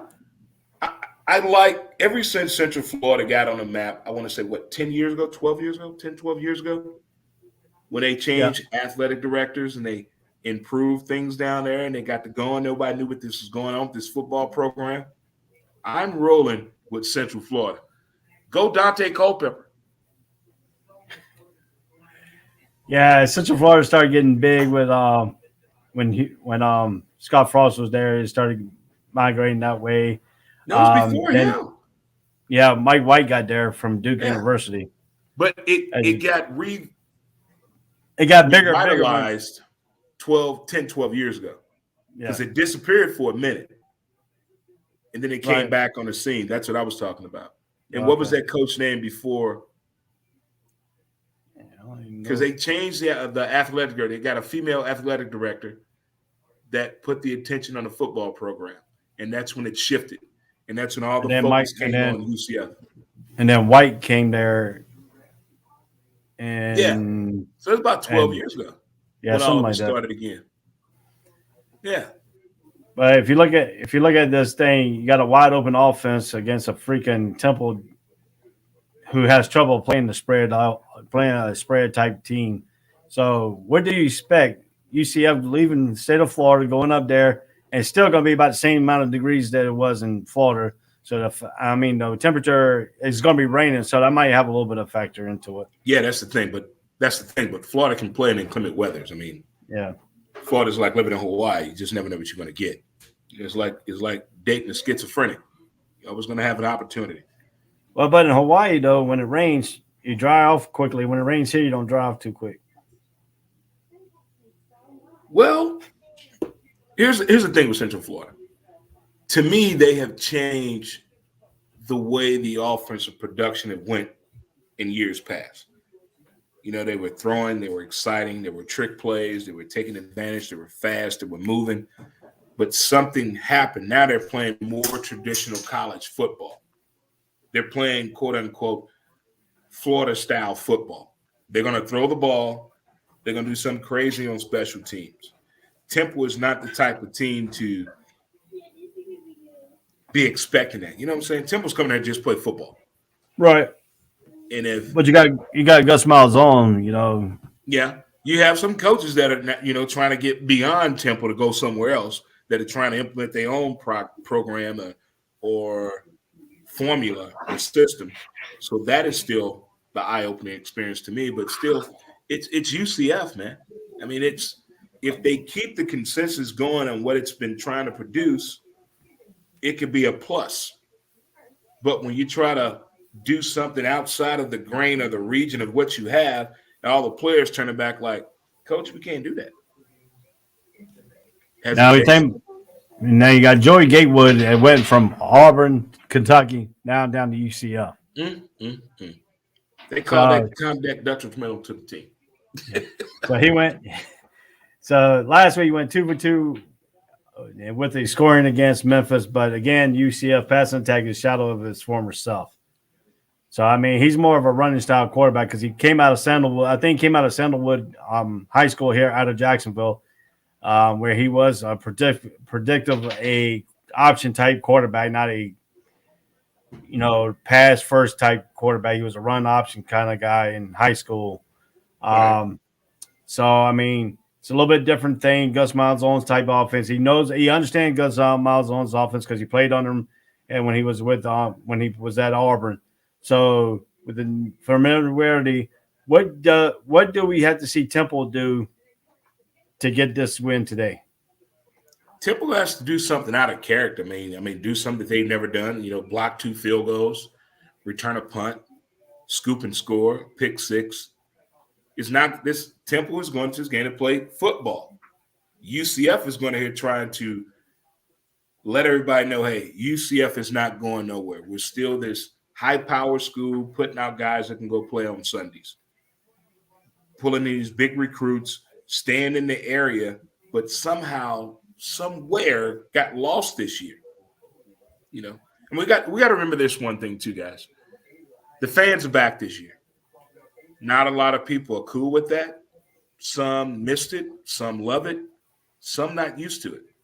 And I think that's the hiccup right now when it comes to UCF. They got comfortable at the wrong time. Yeah, I agree with you there too. And then also the starting quarterback, Dylan Gabriel, is out. That's a good-looking kid. I like him. He's a good-looking kid. Yeah, I think he's out for the season, so that's going to be a big miss for them too. So UCF has yet to come up with a road win, but it was close in the loss to Louisville and Navy. So and every on time the road, they've been on the road, hasn't it been like a crazy weather situation when UCF has been on the road this year? Am I wrong? No, not the Navy game year? The Navy game was clear. The Navy game was all clear. It was under good conditions. They won't no storm, no nothing. How am I thinking about? They played every road game they've played. The weather's been crazy. I thought that was UCF. I don't think so. I think it was clear and stuff. I have to go back and look. I'll look at the break here in a minute. But so the over UCF is favored by 10.5. Over and under is 52. Some people say somebody said UCF is going to be 27, Temple 17. So who do you have winning this ball game? And I got UCF, and I'm taking the under. You're taking it under? Mm-hmm. Yeah, I got UCF too. I don't know. They're playing in Philadelphia, so I just hope UCF don't get scared and get all the batteries thrown at them and they win the game. Here's Ray with another stadium story.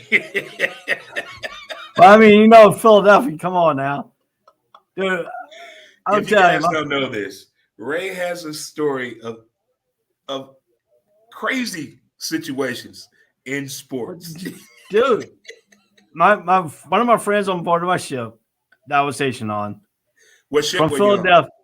I was on the USS Cushing DD 985 in the USS Cushing, baby. Yeah. We got two Navy men in the building. Yeah. So now that ship's sitting out between Japan and Hawaii underneath the ocean. They decommed it and they blew it up in rim pack. So yeah, you can go on YouTube and watch it. Watch the ship get blown up and sink at the same time. Somebody posted on YouTube.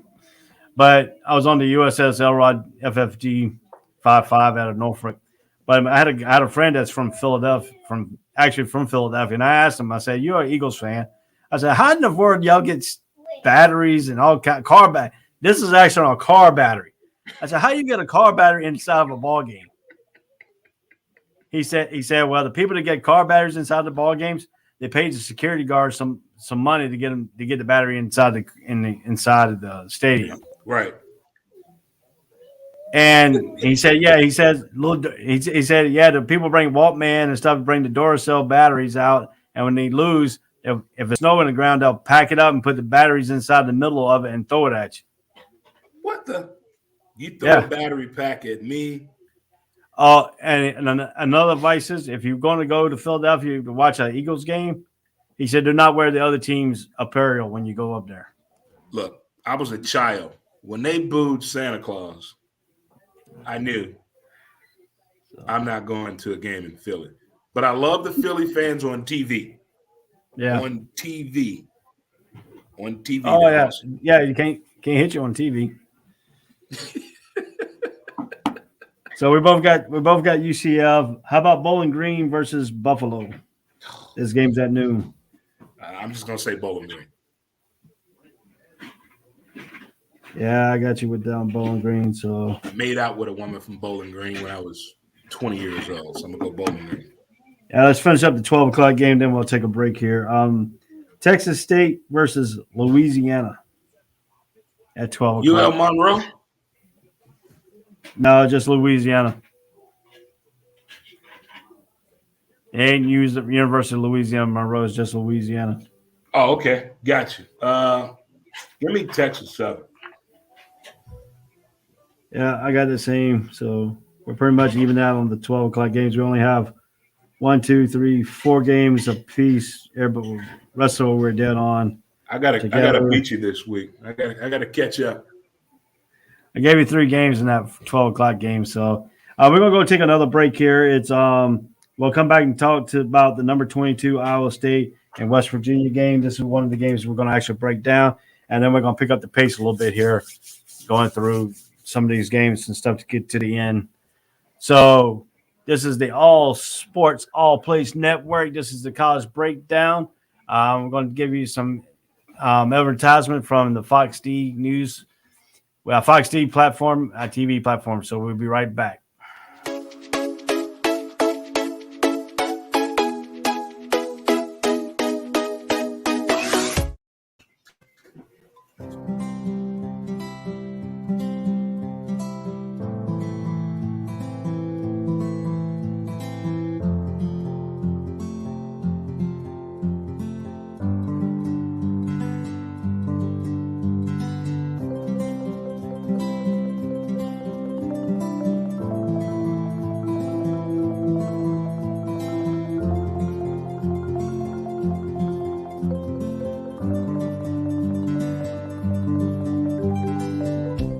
This is the Fox D Streaming Network. Register to come on our channel at foxdnetwork.com.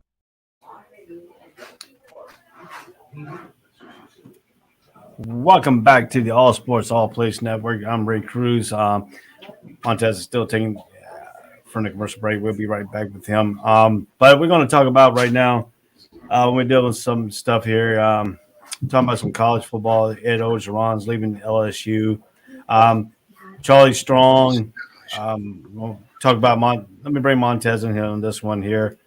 There's Montez right there. So Charlie Strong, we got some word from the NCAA coming back. If Charlie Strong decides to take a college job, he's going to be suspended for a year for the NCAA violation for South Florida. What is your thoughts on that? Charlie Strong, former Florida Gator coach. Yeah, former UCF coach. Talking about it, coaches. When college coaches get in trouble, if it's outside of the bad stuff, the S stuff in front, the sexual ramifications, if it's outside of that, sometimes I got to look at it like, what were you trying to do? Where's this going to get you? And where do we go from here? And I'm right there with him because I think he was pushed to this brink in Florida. He got real close with some situations in Florida that nobody wanted to bring up and talk about, but everybody knew about it. So again, we're left in that situation in collegiate sports on when do we say, hey, somebody need to say something or let it go. Right. So if they do college program does decide to go out and get them, with that one game suspension, it's not really bad suspension. It's just one game, but would they take that in consideration when they try to hire him? Of course. I mean, right now we're in a moment right now, Ray. They're looking at everything. Everything. I don't care what you did in 5th grade.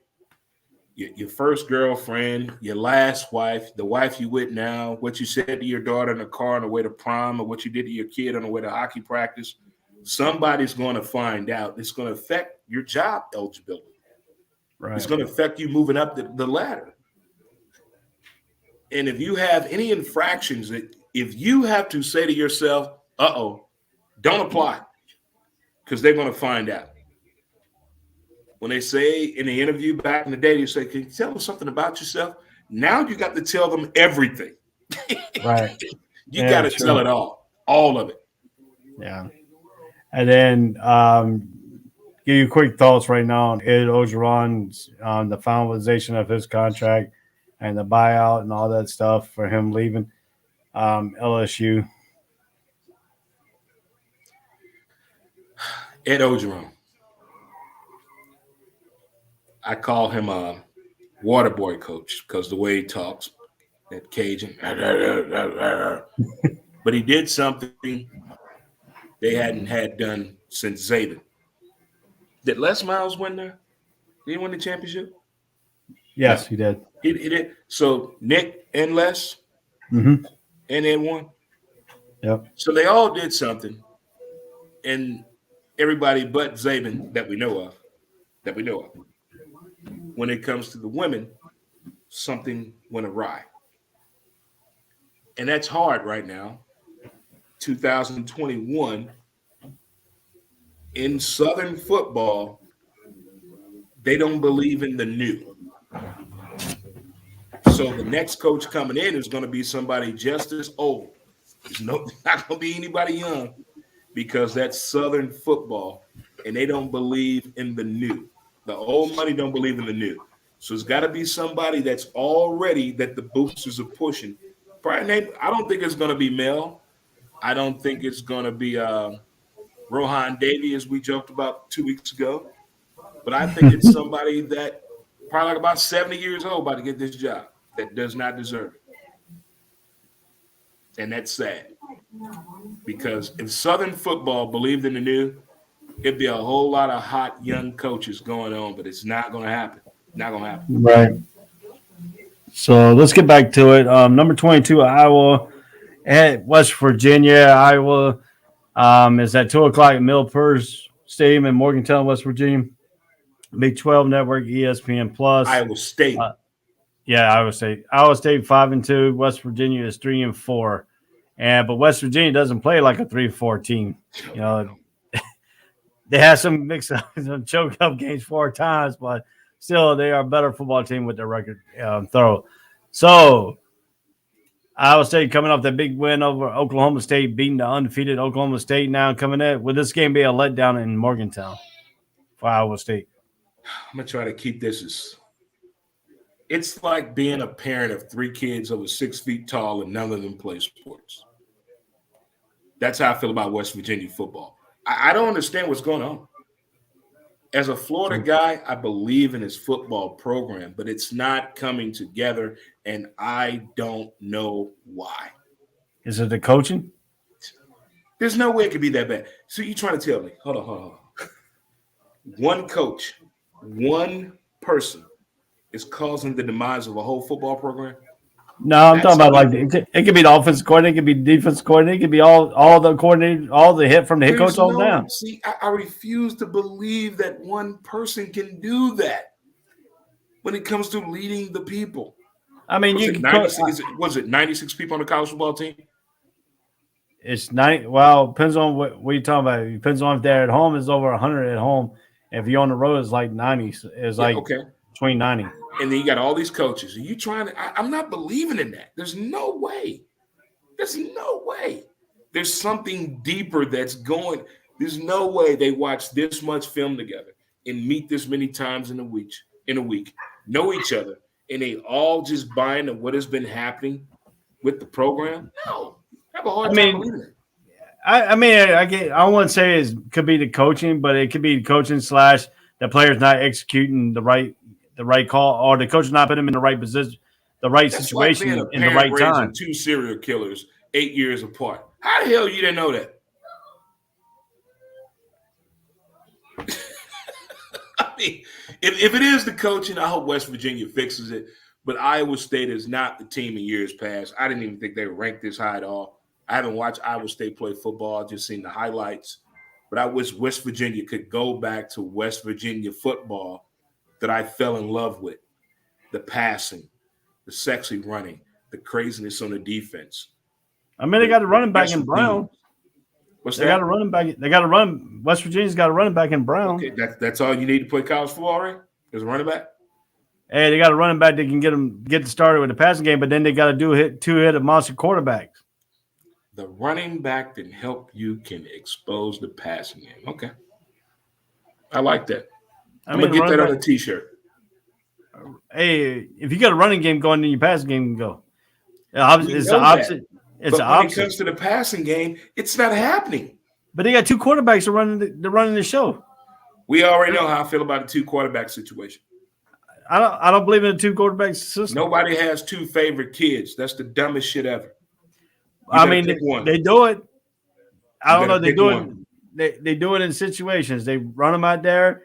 They put the passing quarterback all the way down between the 20 and 20, and then they put the running quarterback from the 20 on in there. And then sometimes they'll vice versa in the play. You just told me that. So you don't think other teams know that? Oh, I didn't know that. That's the problem. That's why I said I mean that's coaching right there too, because the coaching wants to make the play to change them in and out. It's coaching at his demise, and then it's overanalyzing, and then we both got to go to the doctor. You know, this analyzation is going too far in sports. Go with the gut. Go with what you know. Go what's on the paper. Go what you have written down. A comes before C. Most times in my life, A comes before C. But you got some of these coaches thinking C becomes before A. And that's what you talking about. What I was talking about running game. Listen to this: the Mountaineers' running game went off against TCU last week, but that's not the norm.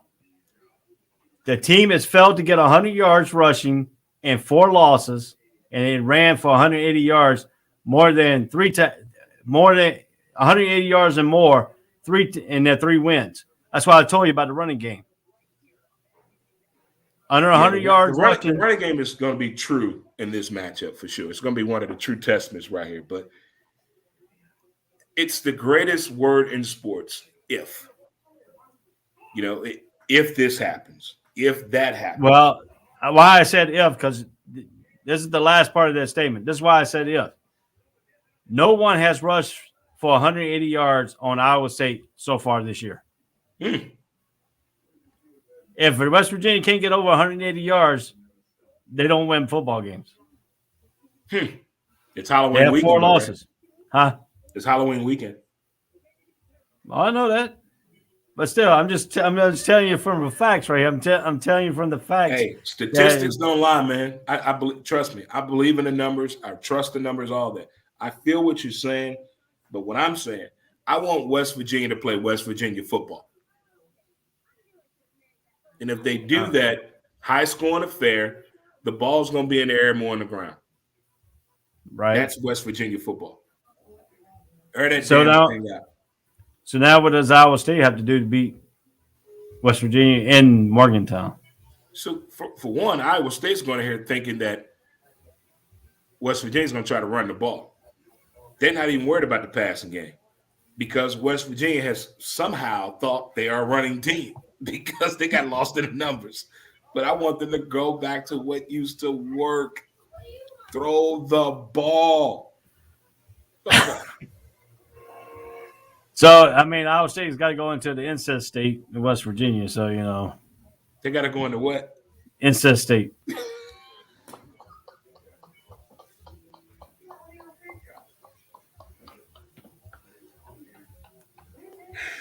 Ray, you're a cold-blooded man. I'm telling you, the way you throw shade at people, they got to really listen to the way you throw shade.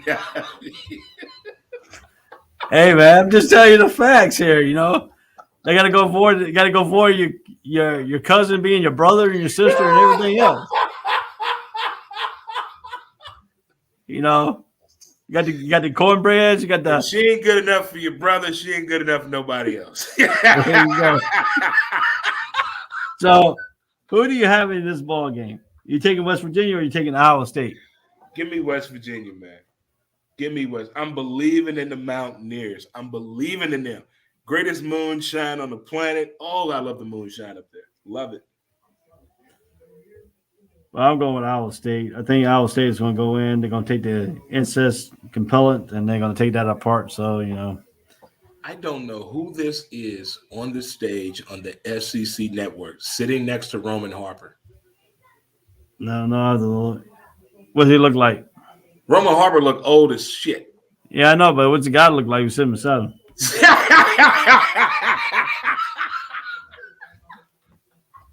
a woman. Oh, woman. Oh, she blonde hair. That's Tim Tebow to his right. I mean, to his left. But there's a lady next to Robert Harper, and I don't know who that is. Oh. All right, the next matchup is North Texas at Rice. Is Rice cooking Rice today? North Texas against Rice. Right. Yeah. Who you got? I'm gonna You gonna go with Rice? I'm going North Texas. You going North Texas? Man, I love Rice. even have that on I there. love me. Oh, I see it now. Okay, I got it. I love me some Rice, so I'm gonna go with Rice. Oh, I love Rice too, especially with my eggs. So you're going with North Texas. All right, Missouri versus Vanderbilt, the high school. Here's the crazy thing. There's a lot of kids at Vandy that are from Mizzou and a whole lot of kids at Mizzou from Vandy, from Tennessee area. If this is a baseball matchup, I would be all over Vandy. I love Vandy baseball team. Well, this is not for baseball. We won't hit up with the battle on this one. My good buddy Brandon, he's a huge Mizzou guy, alumni. Shout out to Brandon and a Kansas City fan. So I'm gonna pull for Mizzou, man. I'm gonna pull for Mizzou. Mizzou. I got Mizzou on this one because I can't. And Vandy's not the best football team in the country. I know what they got coming in next. They're worse than Duke. Huh? They're worse than Duke. Oh yeah. I mean, I'm not talking Duke football with you. Come on now, bro. We're not gonna do that. All righty. Here we go. This is another one we're going to talk about here. I put this game on here to talk about just for you. Let me see if I can find it right quick here. The Arizona State Suns. Who they playing? They're playing Wazoo. They're playing Washington State today. What was so the man that about got on the show with us a couple of weeks ago? What was his name? Who? No, Jay. Jay's Arizona Suns fan. Herm Edwards. We play to win the game. Yes, you played to win the game. There's no need to be in the bar after midnight because nothing happens after midnight. You're going to end up on the da-da-da. Well, I don't think Jay's going to pop on the show because I talked to Jay about 7:15 my time, 4 o'clock his time, and he was out of it. So, you know. Oh, man, he's a young man. He should never sleep anyway. But, look, I love me some Herm Edwards. Yeah, that's why. Man. So what does Herm Edwards have to do to beat Washington State today? Tell the gentleman the plan that's at hand, just like in the military. Tell me what we have to do, sir. Not how to do it. Just tell me what to do. There it is.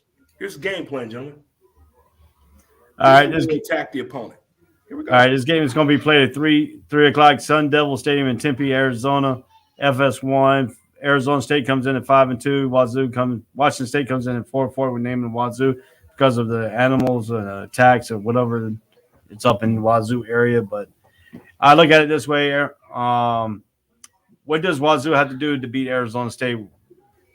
What will we see? Will we see a high flying show from Washington State, or we're going to see the Sun Devil ground them? I'm thinking whoever maximizes the turnover opportunity, and I can see because Arizona turns the ball over quite a bit, but their defense can pretty much just hold you to a field goal for your punt situation as long as the ball is not turned over in an opportune situation for the opposing team, that being Washington State. But on the other side, I have not seen Washington State play football this year or a highlight of that team. But I've seen Arizona State, and I know Herm Edwards. So I'm pulling for them no matter what. We play to win the game. Well, the last 2 games since they fired their coach, Nick Rovinci, over the vaccine thing. Vaccine dude? Yeah. They had a close loss against BYU. They came in and they played fantastic performance against Oregon State. The O needs to do more to get by, but it's all coming up with close 250 yards through the air against Arizona State's defense. The defense is solid at forcing takeaways. The entire system is built around staying close against just above anyone. What does Herm Edwards got to do to turn Wazoo over and get the short field? Keep his quarterback and running back composure together, which he has a great job and has done very well, except in a couple of those games this year and he told us in the press conference what happened, miscommunications and things like that. But I like this Arizona State football team. I really do. Sun Devils, let's go. We play to win the game. Yeah, I look at it this way too, and I look at Herm Edwards and stuff like that, way he's done in the NFL and coming into college football. So hold on, so I got to sneeze here. Attaboy. Get it on out. Excuse me. Gesundheit. Thank you. If you can spell Gesundheit, please let me know and text the show if you can spell Gesundheit. I've had an argument at a bar. I had a hard time spelling Mississippi. It's cool. They even made a song about the word Mississippi for you to spell it right. I still misspelled it. I didn't know that song by Gwen Stefani was bananas until like 2 years later. I had no idea what she was spelling. So, who do you have winning this ball game today? Give me Arizona State 31-20. I think Arizona's going to beat them. I don't think it's going to be that close. Bowl game too. Everybody on Wednesday is pretty much bowl eligible today, right? This is the right weekend to call it that, like bowl eligible weekend. Let's see. Yeah, because you need 6 wins. Yeah, you need 6 wins. So yeah, this bowl eligible. Yeah, well, if Arizona State loses, they don't get bowl eligible. If Washington State wins, they still don't get bowl eligible. Right. This is bowl eligible weekend for everybody. Next 2 weeks, I should be down there in Jacksonville. Hey, man, I might be going to the game. I got to look at the price of that game when we get to the game. We got to get there first. There's no way they got this many cheerleaders. There's no way. Who? Florida. There's no way. It's like 2 million cheerleaders there. They might have some alumni. They might have some alumni. No, it's not alumni. This 18 to 22 are here. So who you got, Hawaii or Utah State? I'm going 808, baby. 808 in the building. Yeah, the strip joints are live down in Hawaii. Yes. Amateur photography night. Bring your own camera. It's highway.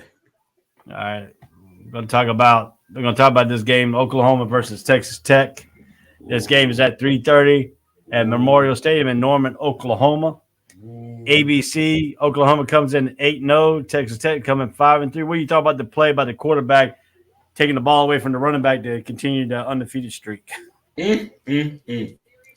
Last week. This is going to be one high-scoring game. This could be 51-41 type game, 51-44 type game.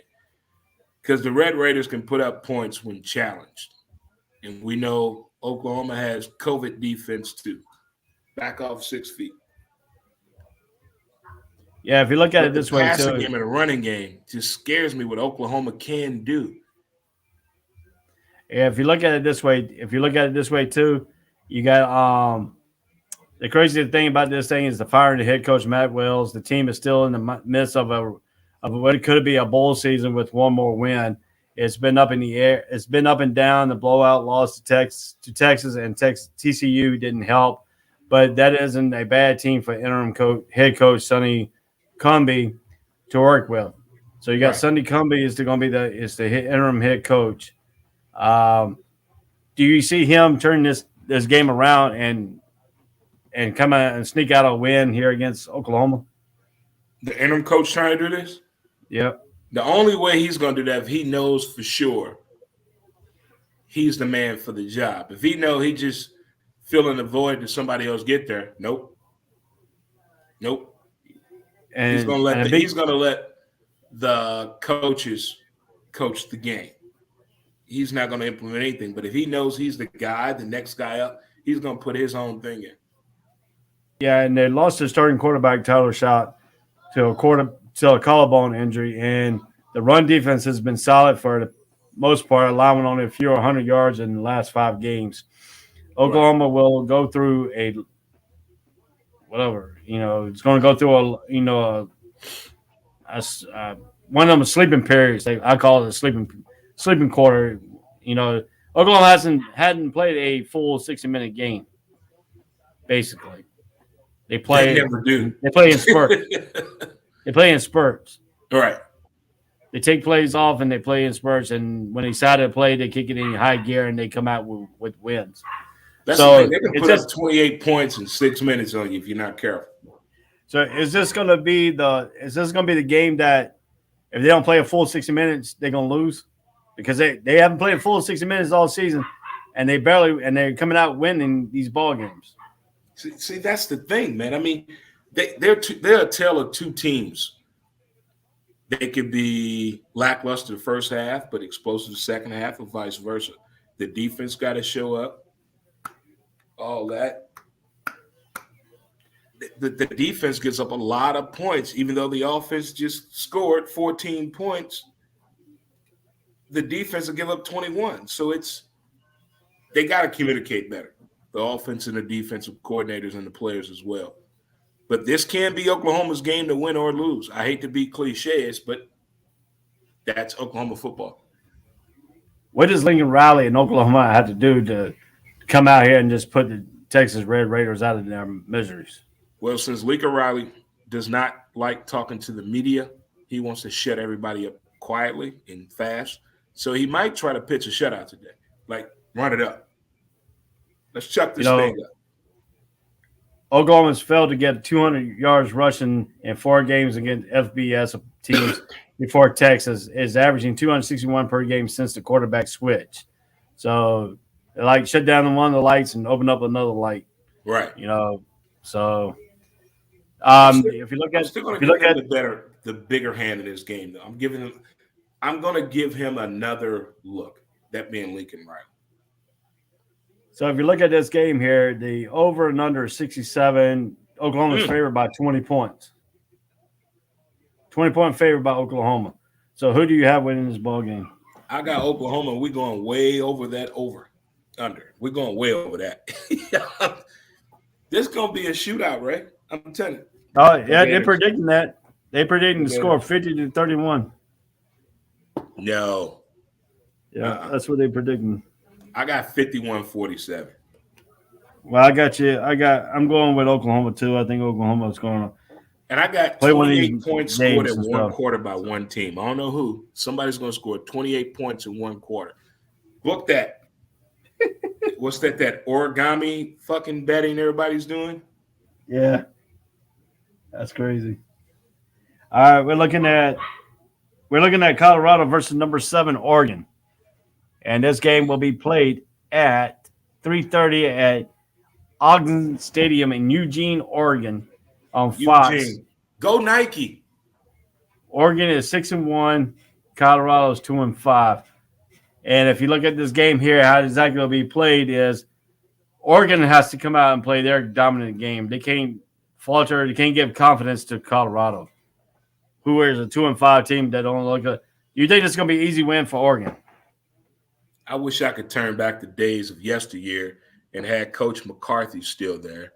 And I had, Eric Public Bieniemy. I had Charles Johnson at receiver, Chad Johnson on defensive end. I had all the intangibles. This would be a hell of a game. But now we've moved forward, and Colorado football team just looks like the laughing stock of America right now. But I got a funny feeling about today. Maybe there's a celebration going on, and Colorado shows up and shows me Colorado-style football from the 90s. Because outside of Florida, I was a Colorado fan back in the day. Back in the day, true Buffalo. Don't know now, man. This is tough billing right here, man. Whole lot of ifs. We got to play in we wish and I hope. But in the end, they're not going to win the game. And I'm just going to try to still pull for Colorado, try to beat number 7, Oregon is like I call them. But most people call it Oregon. How many times are they going to switch uniforms today? I don't know. Probably about 3. But the question is, we know they call themselves the Oregon Ducks. Ain't it cold in Oregon? There. Where did they get the freaking Ducks from? I'm still trying to figure out what's a Met. But anyway, Oregon, if you look at it this way, forget the 41-19 score against Arizona. That was for Colorado. That was scary. 40 minutes, 24-17 win over Cal was too close.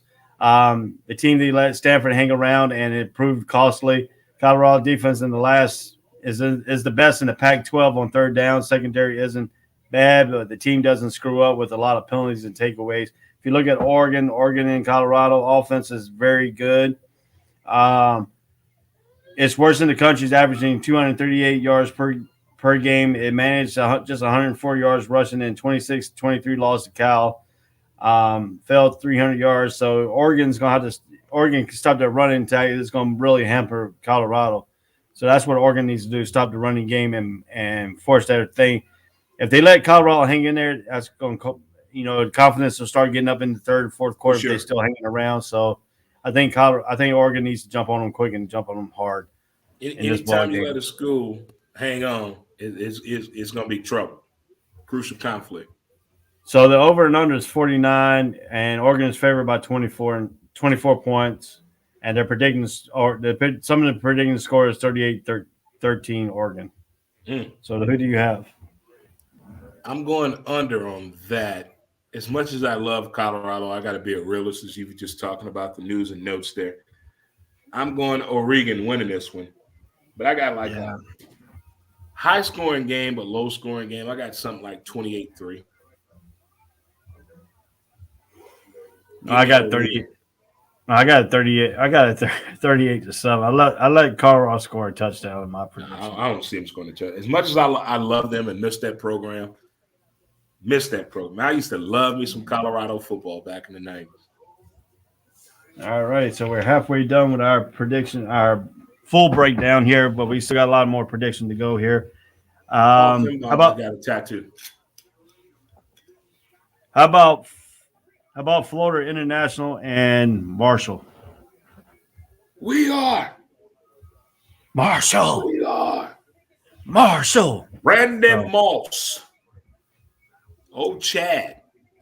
Yeah, but they ain't playing. They're too old. So I'm going Marshall no matter what. You going Marshall? When my truck driving days, I used to work with this guy named 40. That was his nickname, 40. His real name was Scotty. He went to high school, Randy Moss. So I'm going to go with the Thundering Herd. Marshall. I'm going to go with Marshall with a different reason. Still remembers the 1969 Marshall team that got destroyed by the plane. It still is kind of wild and shocking that.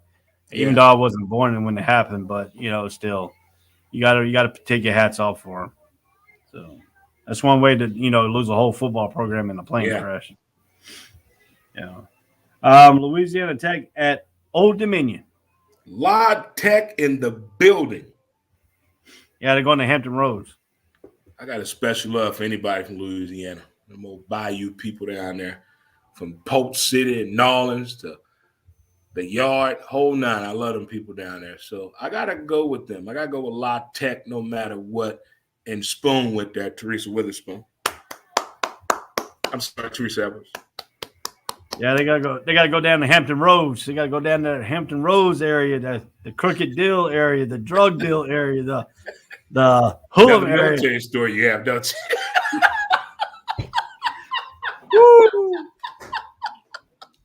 You know what's so bad about it is? The whole thing is it's separate. The military side and Old Dominion side is separated by a freaking bridge. That bridge you were talking about. Yeah, and on this side of the bridge, McDonald's. on this side of the bridge, you got to have protection. On this side of the bridge, you got a whole military protection.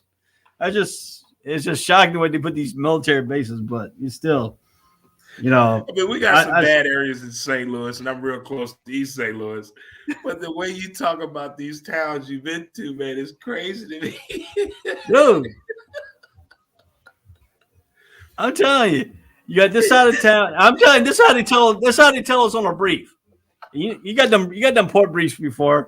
That's what they tell you. So you step in.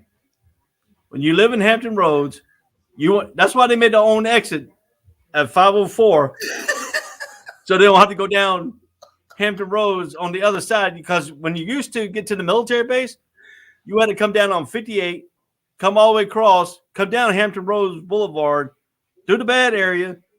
Hope you didn't get a flat tire. Get across the other side of the bridge. Here's Until they something put a that lot of people 504. don't know. There's a lot of military bases in some bad fucking neighborhoods. Yeah, you can put a hospital in a bad neighborhood. Sports arenas in bad neighborhoods. Horrible neighborhoods. Horrible neighborhoods.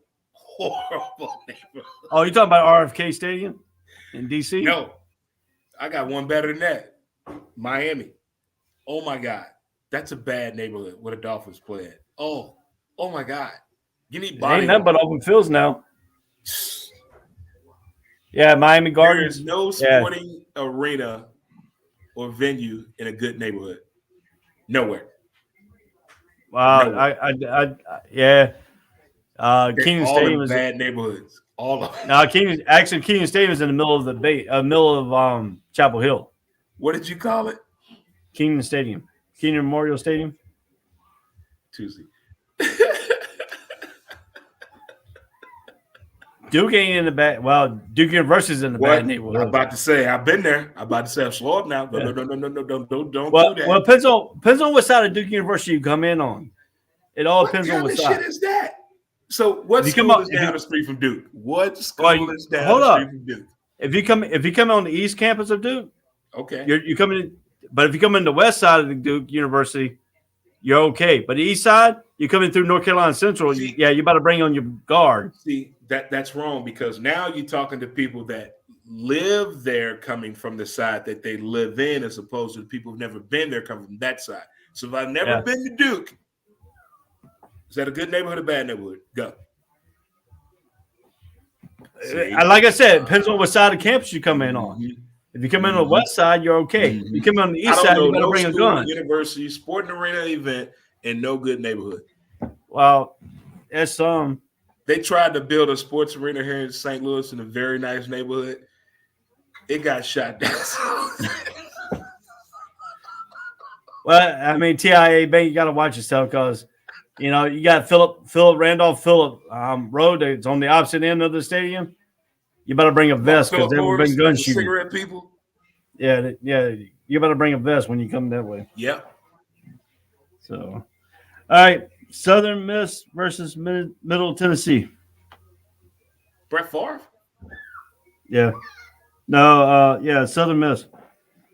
I'm going Southern Miss. Who is this lady working on the SEC network?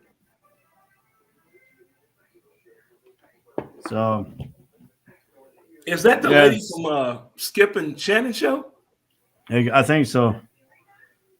Now, how's she gonna be on ESPN and that's on Fox? No, she's on it. I don't know who this lady is on the SEC network talking with Paul Finbaum right now. Oh, I don't even know. So who you got, Southern Miss and Middle Tennessee? I take Southern Miss. Yeah, I'm taking Southern Miss too on that one. And we'll come right back here. We'll take a break real quick. It's 11:10. I missed the 11 o'clock break. So we'll do the 11 o'clock break, and then we'll come back and finish it up here, and then we'll get to our, to the big game of the week here at, before we get out of here. So gotcha. All Sports, All Place Network, the College Breakdown. We'll be right back after these messages.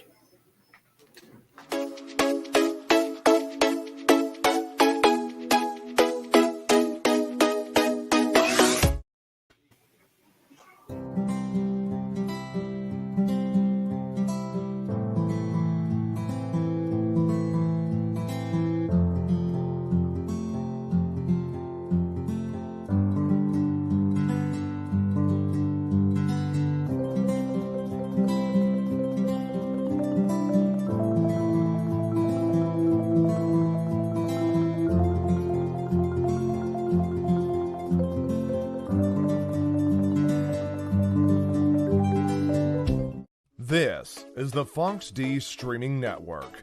Register to come on our channel at foxdnetwork.com.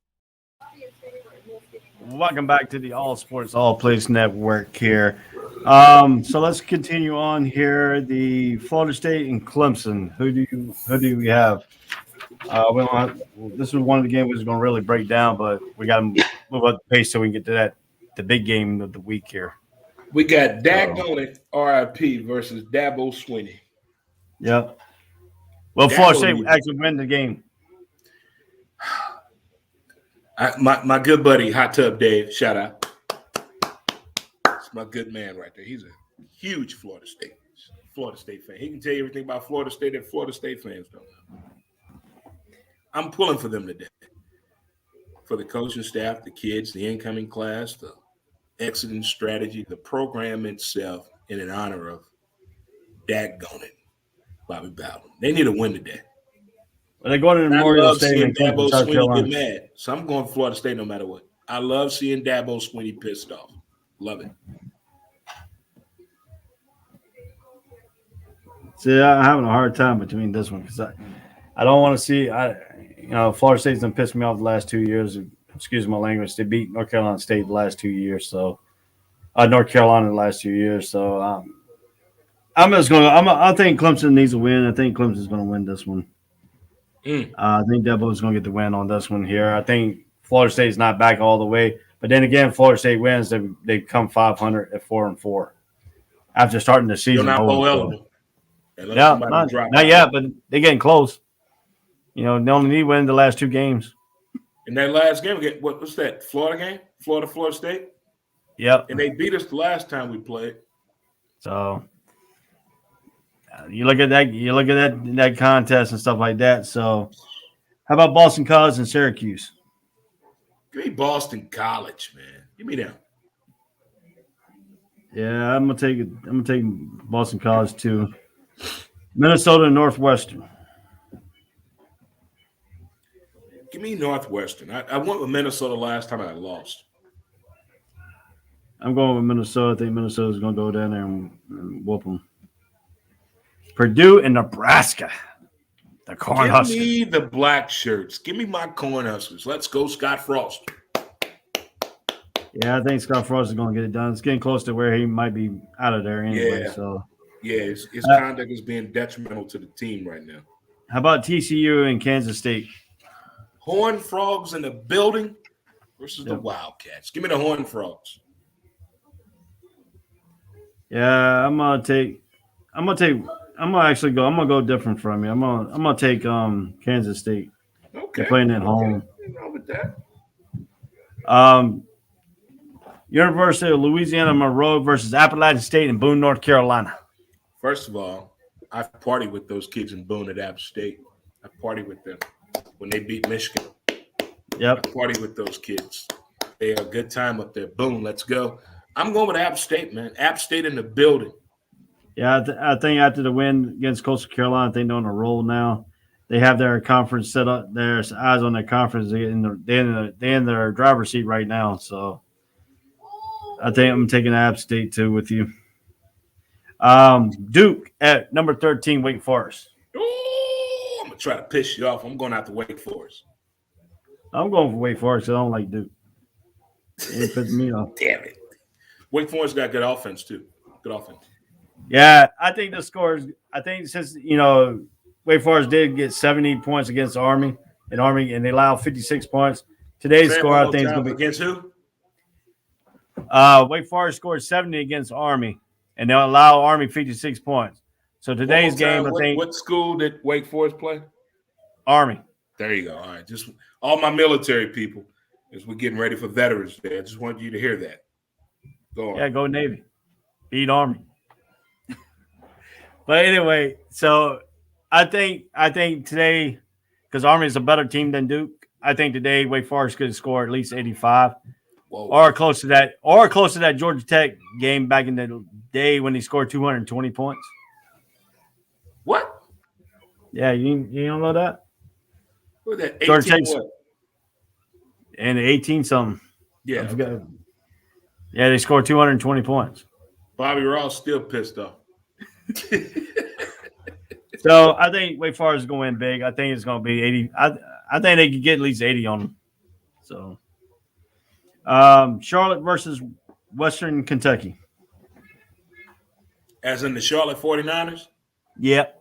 Give me them. Give my 49ers. Are they going on the road? So you're taking them? 704 in the building. I'm going to take the Hilltoppers on that. The Hilltoppers in the building. Wyoming at San Jose State. Woo! Ride them Cowboys. Give me Wyoming. Yeah, I'm going with them too. But you can't let the Cowboy go loose in the city, though. Never. Arkansas State at South Alabama. HBCU classic matchup right there. Yep. Give me South Alabama. Yeah, I'm taking South Alabama on that one myself. Have you ever been to an HBCU game? I've been what's that one they played in New Orleans all the time? Grambling and You've been to the Bayou Classic. Yeah. I've been to that. I went to the Southern Classic. Thanksgiving Day. Yeah. I actually walked in there. Yeah. I've been about 20 HBCU matchups because I lived in Carolina for a little while. And I actually went and got a ticket because I seen they said college football was going to be played there. So I went and got a football ticket. I walked in and everybody looked at me like, what are you doing here? I said, I couldn't watch football. I don't care what y'all think I'm doing. I sat down, I was watching football, and everybody's like, what the freak is this? And they're all looking around like, awesome. And what the most fun part was when the band started playing, they started dancing. I got up and started dancing with them. And they were like, oh, this white boy got some soul in him. I said, yeah. The halftime show at HBCU games is. Yeah. I don't know if you've ever heard of the Boom. Yeah. Yeah. I don't know if you.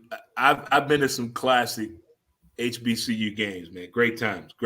But the talent on the field, I wish it matched up. But I appreciate what Dion did 2 weeks ago. Getting 58,000 people to show up to an HBCU game. That was huge. UTEP versus Florida Atlantic. University of Texas, El Paso. Yeah. Give me UTEP. I'm going with them steppers right there.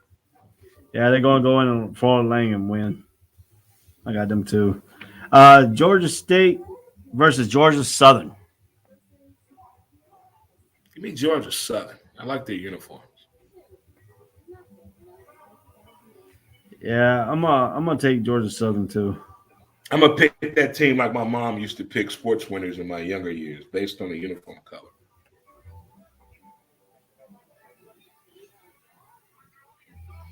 How about number 10 Ole Miss versus number 15 Auburn? The War Eagles and the Rebels. War Eagles. This game played in Auburn or Oxford, Mississippi? No, it's in Auburn. If Auburn wins, they be putting toilet paper in the trees. What's that tree called? I don't know, but that's a strange. I seen the commercial with Bo Jackson. It's on right now. That commercial just on right now. going toilet paper. Who has it with Bo Jackson? Oh, the Tiger. Listen, my neighborhood is lucky I'm not an Auburn fan because every time Auburn would play, I would douse these trees every morning with toilet paper. So will it be the Rebel shooting down the bird, or will it be the War Eagle, or will it be the toilet paper hanging in the trees at the end of the day? Tell you what, I like Ole Miss.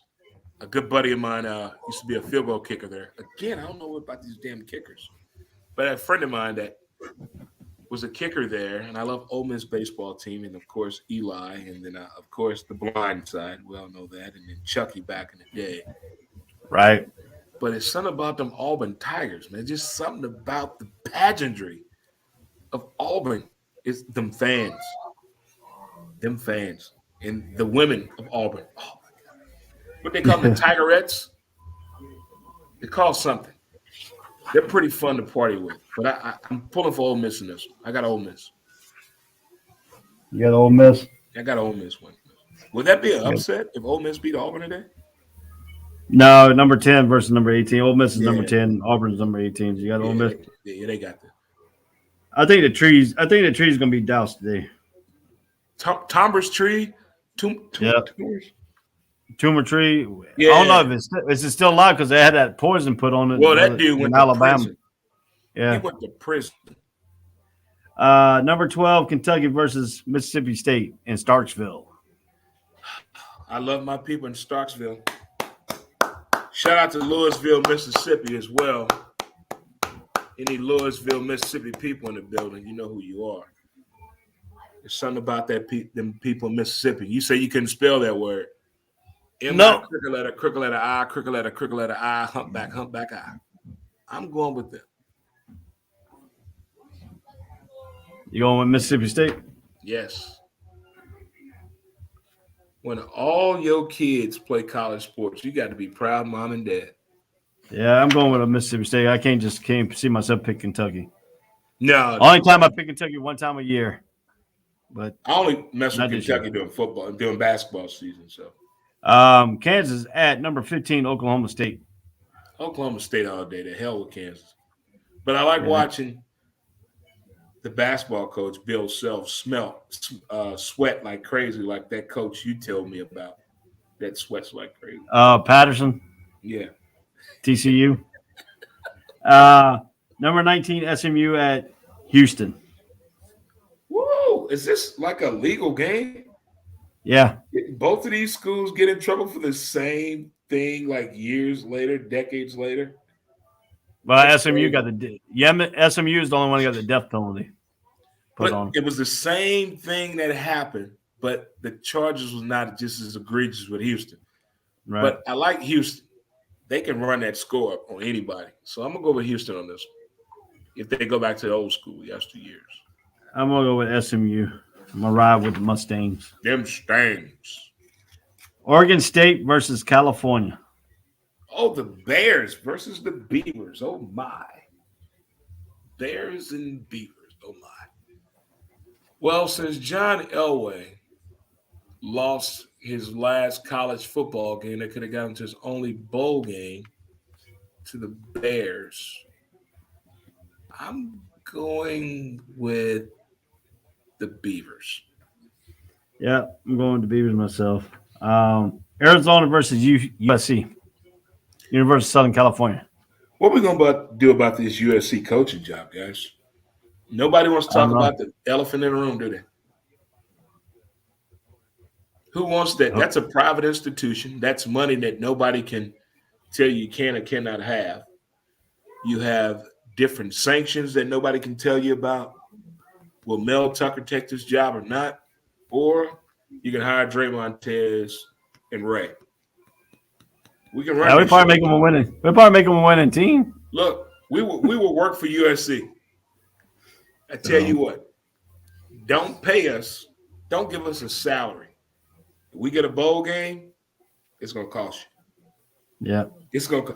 We can probably get 5 top 200 recruits. I guarantee that. We probably could. I can talk. I can go to anybody's household. So who you got? Grandmas, grandpas, great uncles, nieces, nephews, brothers, people you think your mom and daddy, but they're not. I got this. Let's go. So who do you have? I got USC. Yeah, I just can't see Arizona winning this one. No, neither can I. Boise State versus Colorado State in Colorado. Colorado State versus who? Boise State. How did I have that on the board? Give me Boise State. Why is that game not on my board? I wrote down every game.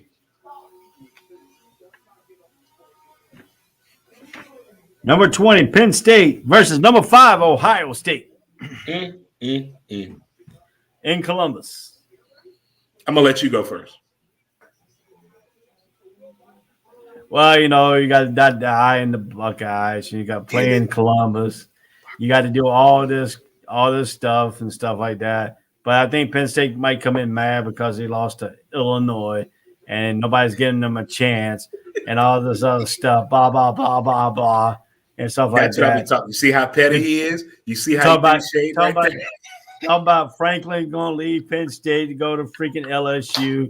Got Franklin leaving going to USC, but Franklin's already came out might stay at Penn State. If Franklin is married, his wife gonna leave him if he take the LSU job. That's a different type of woman down there. So, and this ain't it's Halloween. You know, you got fool's goals playing with. So I think Penn State's gonna win this game by a field goal. So here's my thing. I like that cheesy shit. I like that dotting of the I. That is beautiful to me. As crazy as it makes, if you've never seen this before, I seen it here. I watch the dotting of the I. I seen it here in person in TIA Bank Field when Ohio State came down here to play. I tell you what, I'm gonna call up Sham God right now. Shut you up. How about that? Ain't nobody shutting this tar pit up. We run through the tar pit, man. What are you trying to stop? But I got Ohio State winning this game, man. I'm not the greatest Ohio State fan ever, but I love the dotting of the I. I love that. I love it. Well, North Carolina versus Notre Dame. North Carolina's only beaten Notre Dame twice in the whole history between the two schools. And the last time they played in Notre Dame Stadium, North Carolina got cheated out of the game. Well, we already know you pulling for North Carolina. Damn, you know I already got it circled and picked. One of my good friends, he lives down in Tampa, Florida, from St. Louis. My good buddy Jay, play video games with him all the time online with 2K. He's a huge Golden Domer fan, huge team. That's his school. And I do the show with you every Saturday. And he, my boy. Both of y'all going against each other. I'm taking the high road. I'm just gonna watch this game. Oh, you gotta pick it, man. I want you both to win. Hey, it don't hurt my feelings. I just get a what good is game been playing at? In Notre Dame Stadium. Oh fuck! I got Notre Dame. I mean, I got Carolina. You got Carolina? I got Carolina. Who is this woman? Louisville at North Carolina State. What is going on? What is going on? All right, you got Louisville. You got Louisville. You got Loserville. Louisville. Yeah, I'm taking Louisville too. Louisville. Forget North Carolina State. UCLA at Utah. Who? UCLA at Utah. UCLA. Give me UCLA. Another private institution. Give me UCLA. I think Utah's going to win because they're playing it. I don't like Utah, but I think they're going to win. But Virginia at BYU. Give me to the people not putting out. Give me Brigham Young. Brigham Young. I think Virginia's on a hot streak and everything. Bring them on, Young. But I think Brigham Young's playing at home. They're going to win. They're playing in Utah. Fresno State at San Diego State. Give me the Aztecs. Shout out to Marshall Faulk. Yeah, I'd take them too. Washington and Stanford. I got to go with the Cardinals, man. I got to believe in this program. They've done so much for the innovation of sports, not just football, but baseball technology, golf. They've helped Tiger Woods. I love Stanford in so many ways. So I need this football program to get back on top. Well, that's all the games have been picked except for this one that we're about to go here. This is the game of the week on here on the ASL All Sports All Play. It is Georgia Bulldogs versus those Florida Gators here at TIA Bank Field in Jacksonville, Florida, the largest cocktail party. So, Montez, the number one ranked defense in the nation, the number one team ranked in the nation, will come here from Athens, Georgia.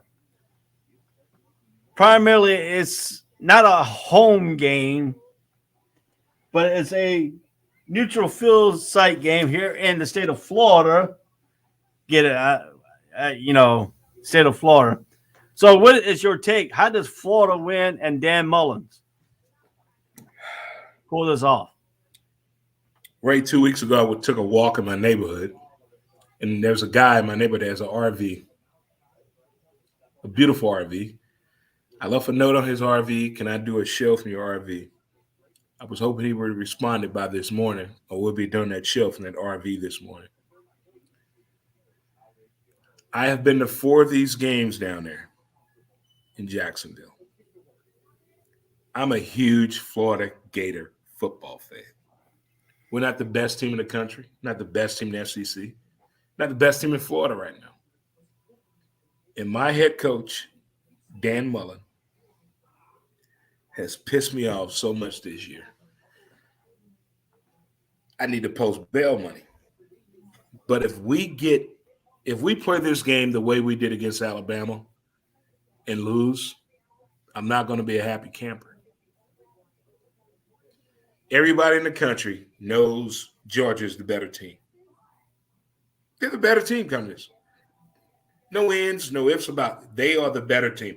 Georgia should beat the hell out of Florida today.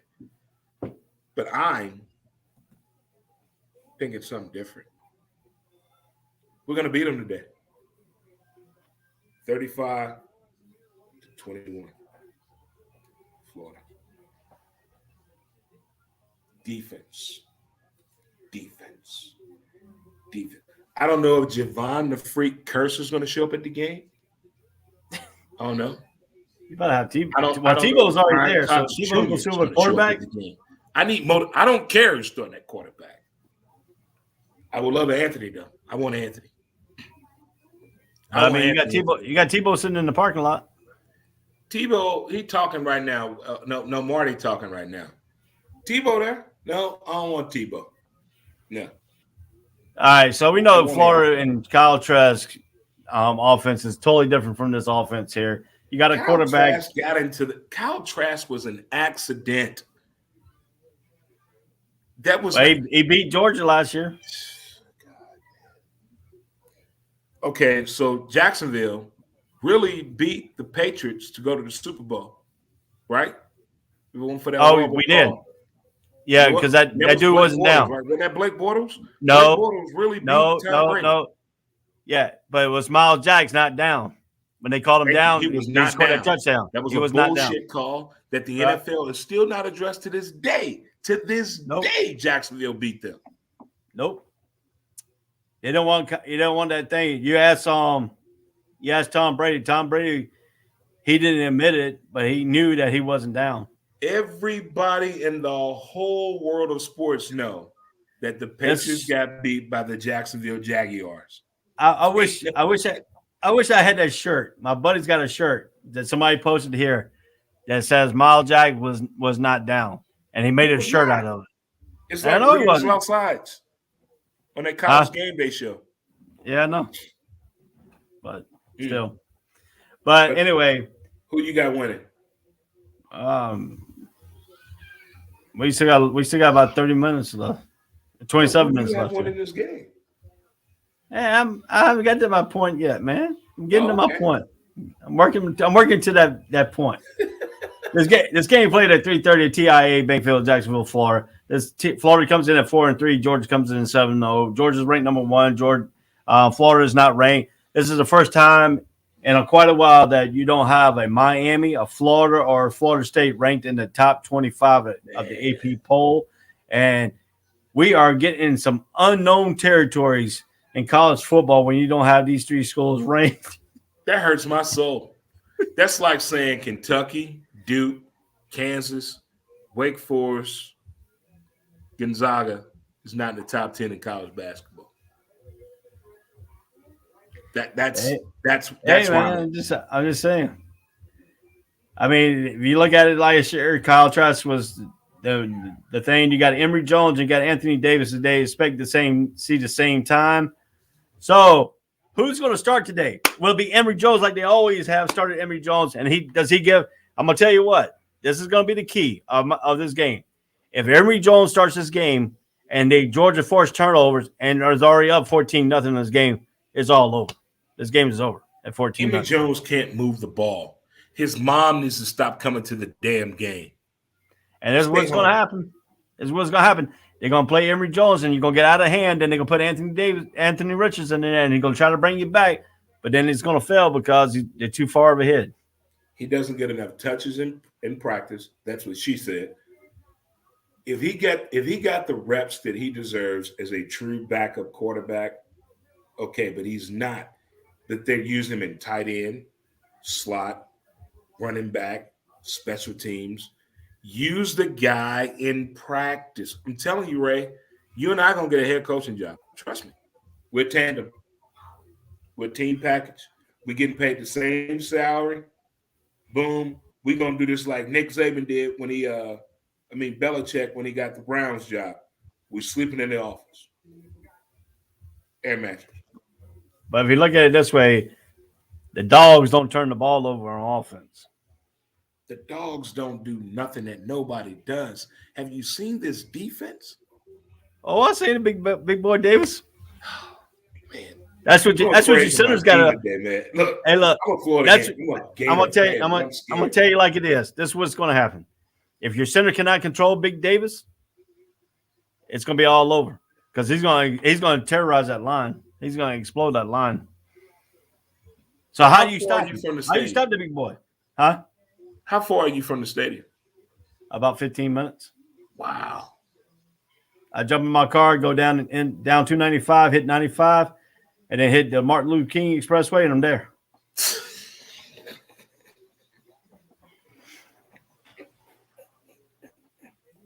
Wait a minute. Did we just talk about sporting events in bad neighborhoods? Hey, dude, as long as I get to the stadium, I'm gonna tell you, if you go down Martin Luther King Highway, you're good.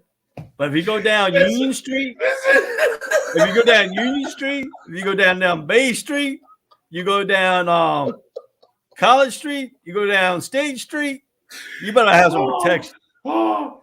We have a Martin Luther King in my town, St. Louis. It's a horrible street. Horrible. It's so horrible. Damon Hernandez said Florida's defense equals Chiefs defense. Hey, good point. I have one of our colleagues here. I think no one is beating Georgia this year. They look so good this season. Oh, Florida. Georgia looks good. I'm a Florida fan, and I'm looking at this team like, what happened? Have you seen how fat? Look at the offensive line. If you have a big ass and you got good foot speed, Georgia has. You're going to Georgia, yeah. Look at the ass of the offensive lineman. Just look at these. These men they got one dude, he's 6'9", 398, 4.2 speed. Yeah. Yeah. You see him pull too. He gets there before the running back gets in the hole. Look here. That offensive line at Georgia is then the defensive guys. They got his defensive tackle. He's Davis. 378, 6'8". Yeah. And you can't stop him. Just say about if he lines up over your center. Intruder alert. Hey, just say about if he lines up over your center. There's no way. He's fast. Hey, look, I watched this one game he played against Kentucky, and he lined him up over the top of the center, and he was back in the quarterback before the guard even tried to go over there and double team him. Look here. I'm going to the sideline, Coach. You better get somebody else. Dude, I watched the dude lined up over top of center, and before the guard got out of his stance, he's already back to the center and took the quarterback. Players are not real this year, to me. These are video game creations. These are creative players. Now, the weakest of the Georgia defense is their secondary, but you don't have enough time to throw the damn ball and get hit. Exactly. If you can throw the ball on Georgia, the ref missed the call.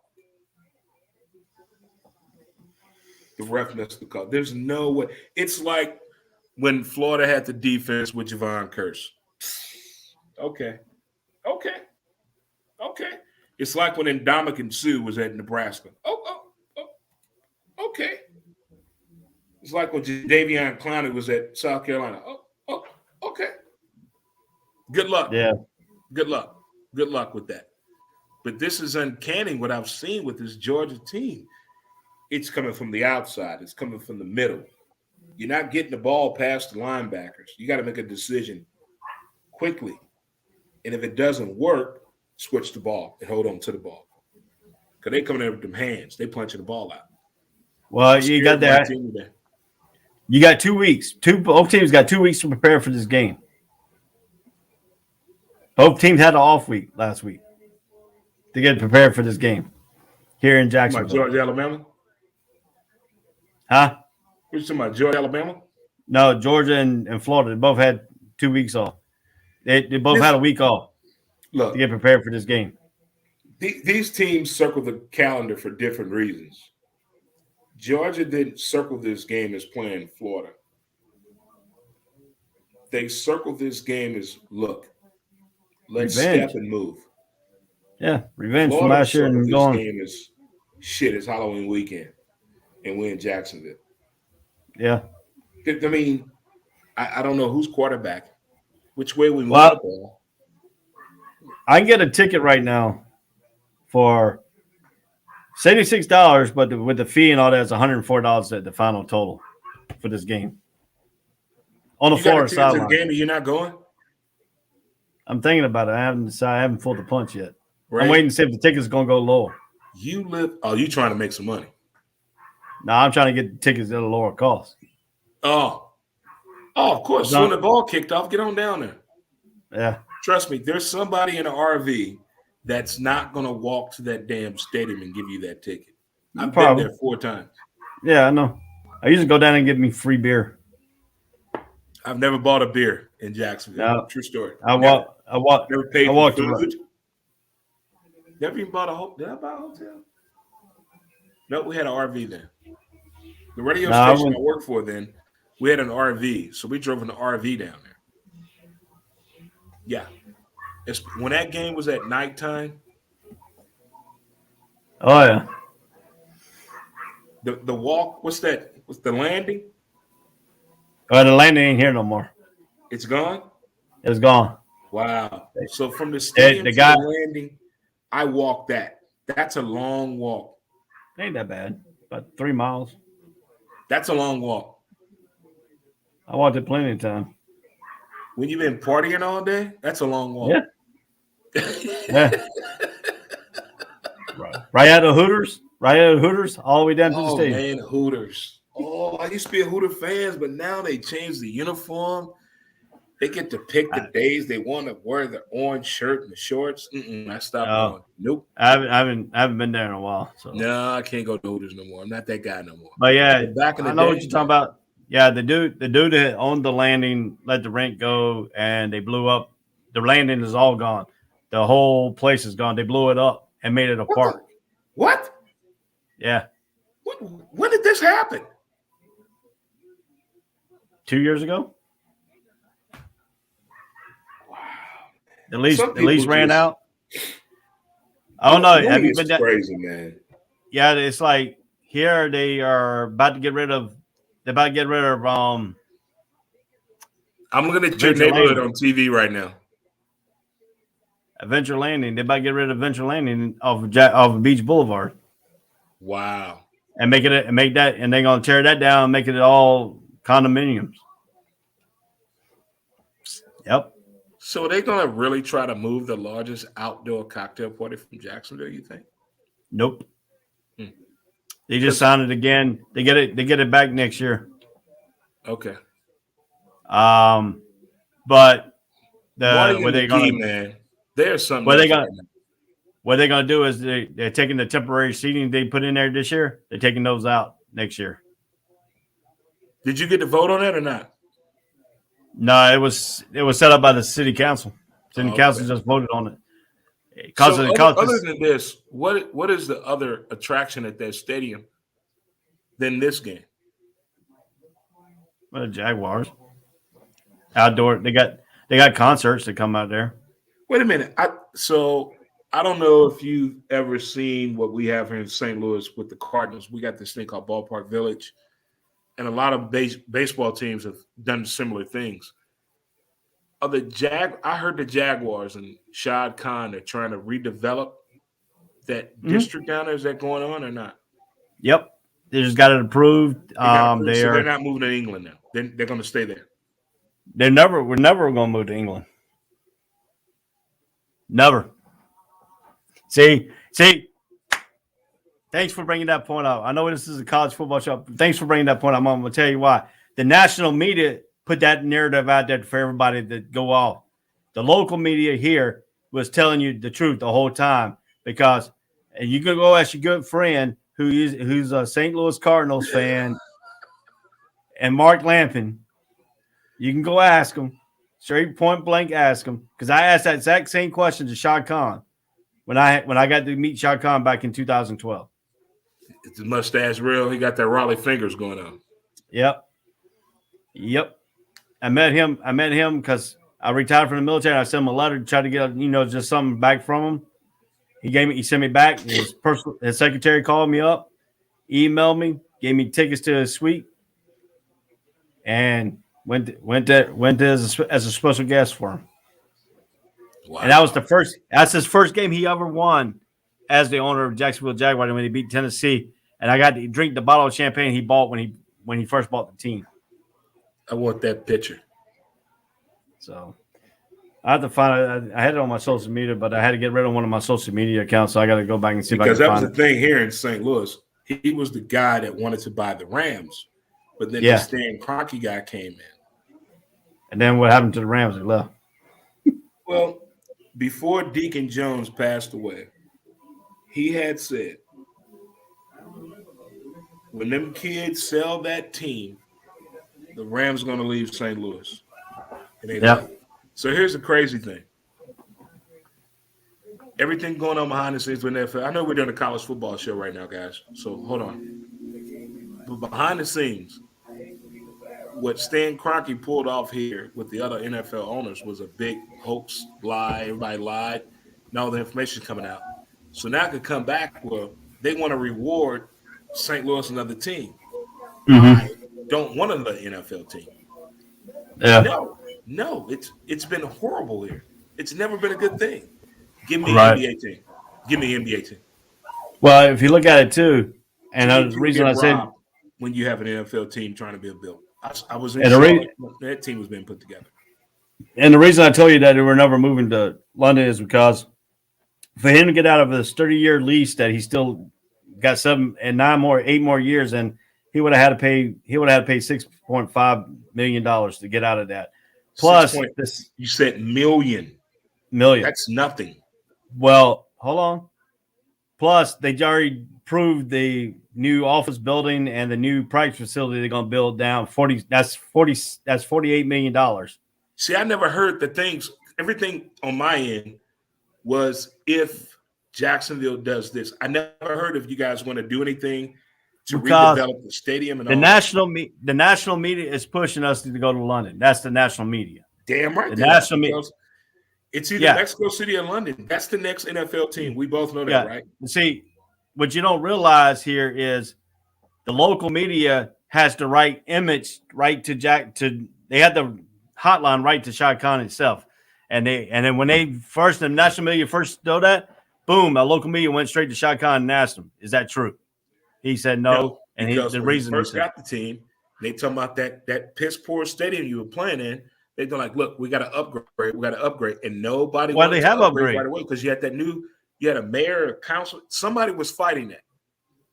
And that's when it was the city council. Played the most games in London than any other sports franchise. Right. But see, they did do upgrades to that stadium. They upgraded the 2 scoreboards that's sitting up there. You laid those 2 big scoreboards down? Scoreboard? Yeah, we got huge scoreboards. 2. The two scoreboards, if you lay them on the football field, straight on the football field, it covers the whole entire football field. That's how big those scoreboards are. Have you seen what Dar Raiders and Jerry and Arizona have been doing? They're bigger. Exactly. Jacksonville Jaguars got the biggest outdoor scoreboards in any stadium. No shit. Yep. But you're getting another stadium? Or you're going to keep that one? What they're doing and what they can do and what they are planning on doing, because the city owns the lot they're on. So basically, what Shad Khan is doing is he's piecemealing the upgrades to the stadium. Okay. So He had it. do y'all have an Hold on. entertainment district? Yeah, hold on. He's got a amphitheater attached to the stadium now, along with a practice facility. That when the new practice facility gets built, he's turned that practice facility that's over by the amphitheater that's attached to the stadium. That's going to be a recreation ball field for local high schools and stuff like that, and like for local recreation. They're going to turn that into a recreation area. For that school, it's going to be the football field there. Then they get their own practice football field across the street. So right now, if the Jags play at home tomorrow, is there like an entertainment area, or is it just outside the parking lot still? It's still out in the parking lot, but as soon as they start building this thing, he said they think everything should be, because they got to move the hazmat out of the old shipyard here. So they're starting to move the hazmat. The city finally got the shipyard down there. That's right. Yeah, the city finally got the butts to help, because Shad Khan put half the money in, the city put the other half to get the hazmat moved out. See, that's what I had heard. So from my end, I had heard that we had heard that Jacksonville was not into redeveloping the area to solidify the entertainment for the team, and that's why they got two games. Hold on, they went to London twice in 1 year. First team to ever do that. Yeah, because the NFL wants to get in bed with London and Mexico City. Well, I'm going to tell you about the London deal, and this is straight out of Shad Khan's mouth that he told everybody here at a press conference, because everybody wanted to know why he was doing this. Mm-hmm. Well, you ready for this? Out of that London deal, Amazon has put four developments down here in Jacksonville. They have 4 distribution centers here in Jacksonville. The new owner or the last dude? The last dude. The dude before COVID or the new dude? Because that one dude quit. No, the other dude, the big CEO, the one who owned Amazon out of his own garage. The one dude quit. Somebody quit, like pre-COVID. Right now, DeVazo is the one that owned Amazon. Okay. He's the one that brought all these distribution centers here. Okay. Through that London game. See, Shad Khan used the London game as a business trip. Everybody should. And what happens is, to keep a small market team here in Jacksonville, they have to use that London game because they get some revenues from that. They get all the revenues that's over in London. So that brings it back here. Alabama plays University of Atlantic, South Dakota. Yeah. So they get the money from that. They help them offset the low cost, the money they lose, they're not making up from the big thing. So what they did was they used that as a business trip. They bring all these people that want to develop here in Jacksonville. So what they did was they took a high, there used to be a highway go down. They couldn't get transfer trucks underneath it. So they had to close one of the South Port here of right across the street from the stadium. Right. They had to close the Jack's Port, that area. Now they reopened that area because they got a lot of people who want to come. All the exports and stuff are coming here in Jacksonville. So he did that. They got a new Navy ship that's coming here for a museum. It's going to be part of his. He built his thing around this museum of a Navy ship that's coming here. So that's going to be part of his. That's going to be part of his. That's going to be part of his stuff. So that's going to be part of. That's intriguing hearing that from your end, because I never knew all that. Yeah, that's really intriguing, right? They just got approved a $48 million new football facility that's going to take the coaching office and all their office out of the stadium, because they have all their offices inside the stadium. So you're not getting a new stadium. They just renovating them. They're going to renovate your district. Right. Okay. Do they have a name of it yet that you know of? Not yet. Okay. This is Mark Lamping, because he's taking that area like he did in St. Louis, and he's trying to make that same area here. Wow. Whoa. Mark Lamping is down there? Yeah. He's our president. Wow. St. Louis people. I don't know if you follow what he just told me. Wow. I had no idea. Yeah, he's our president. He's been our president since Shai Khan got here. NoWay.org. Man, what a Yep. St. Louis connection right there. Yeah, he's making. In a He's perfect making world, man, I would have been down there today. Would have been doing the show down there from Jacksonville. And Yeah, I'm looking at this show right now down the street from your house. And I don't know who this lady is on here, but I want to find out who she is on Twitter or somebody. But whoever she is, she's doing a fine job. Yeah, that's that right there. They're partying in parking lot J. That's gonna be gone here soon. No crap. Yeah, the whole parking lot J is gonna be gone. Man, wow. He's putting an office building over there. It's gonna be like luxury office. He's Like putting a 5-star. We got a palm trees. Yeah, he's putting a 5-star hotel across the street. Wow. For teams to come and stay. I would call it the Khan effect. He's revitalizing downtown. They have a building that they have what we call an eyesore. Somebody put a cheap condominium building up, and somebody got killed. So they stopped the thing and been an eyesore the whole time. They got that knocked down now. He knocked that down, and he's revitalizing the whole downtown area. Wow. To make it a vibrant NFL city. Cool, man. And that's what the national media don't want to tell you. I had no idea about that. I really didn't. I'm going to share that on my show again Monday, what you shared me today about Shai Khan and the Jacksonville Jaguars. I know this is All Sports, All Players Network College Football Show with Ray and Dre. Got a little off topic right there because the largest outdoor cocktail party is going down in his backyard. And I should have been there. But if my buddy, my new neighbor I just met has an RV, if he answers my RV call, I'm going to do the show from his RV next week. You're going to see me in an RV. Well, yeah, once I get all my equipment and stuff next year I'm trying to see how much it's going to cost to get a canopy and just hit college games. Yeah.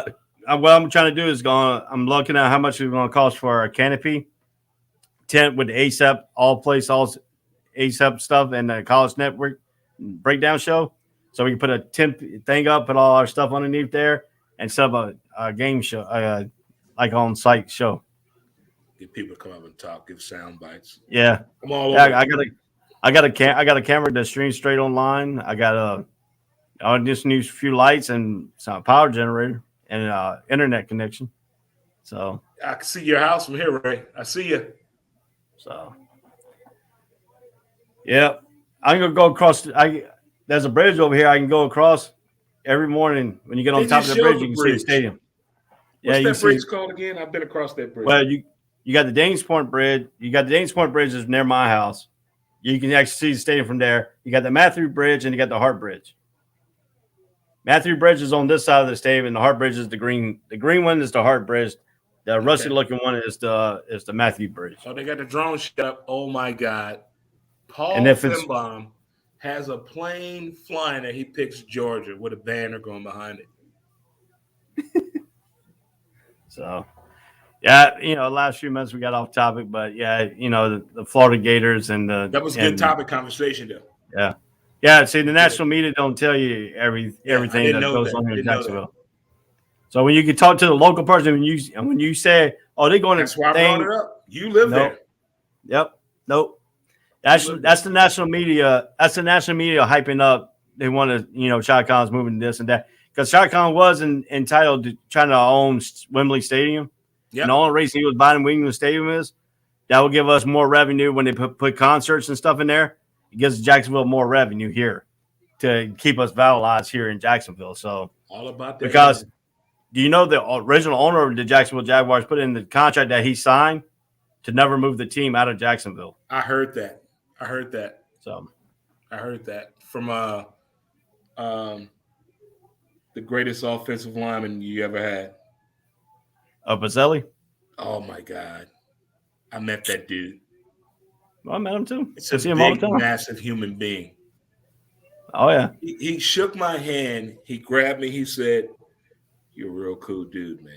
What? And I just kept looking up like, what? His other counterpart is Lagerman. He used to play for the Jets. Came down here, played for the Jaguars at the end of his career. Yeah, he's married to a local. He used to be a local. She used to be a local TV news host here. He's married to. All right, buddy. It's that time. So, yep. Well, this has been great. I know we be off the topic there a little bit. To me, nobody. He's picked Florida. I picked Georgia. You know, I'm taking the lead after this week. Watch. Well, if you take the lead, that's good. Because I'm not, and I'm gonna tell you the reason why I got Georgia. Let me write it down real quick. My mother-in-law's a Gator fan, and I always pick on her. I told her this time. I said, if Georgia wins, I'm buying her a Bulldog flag, and I'm gonna go fly it in her front yard.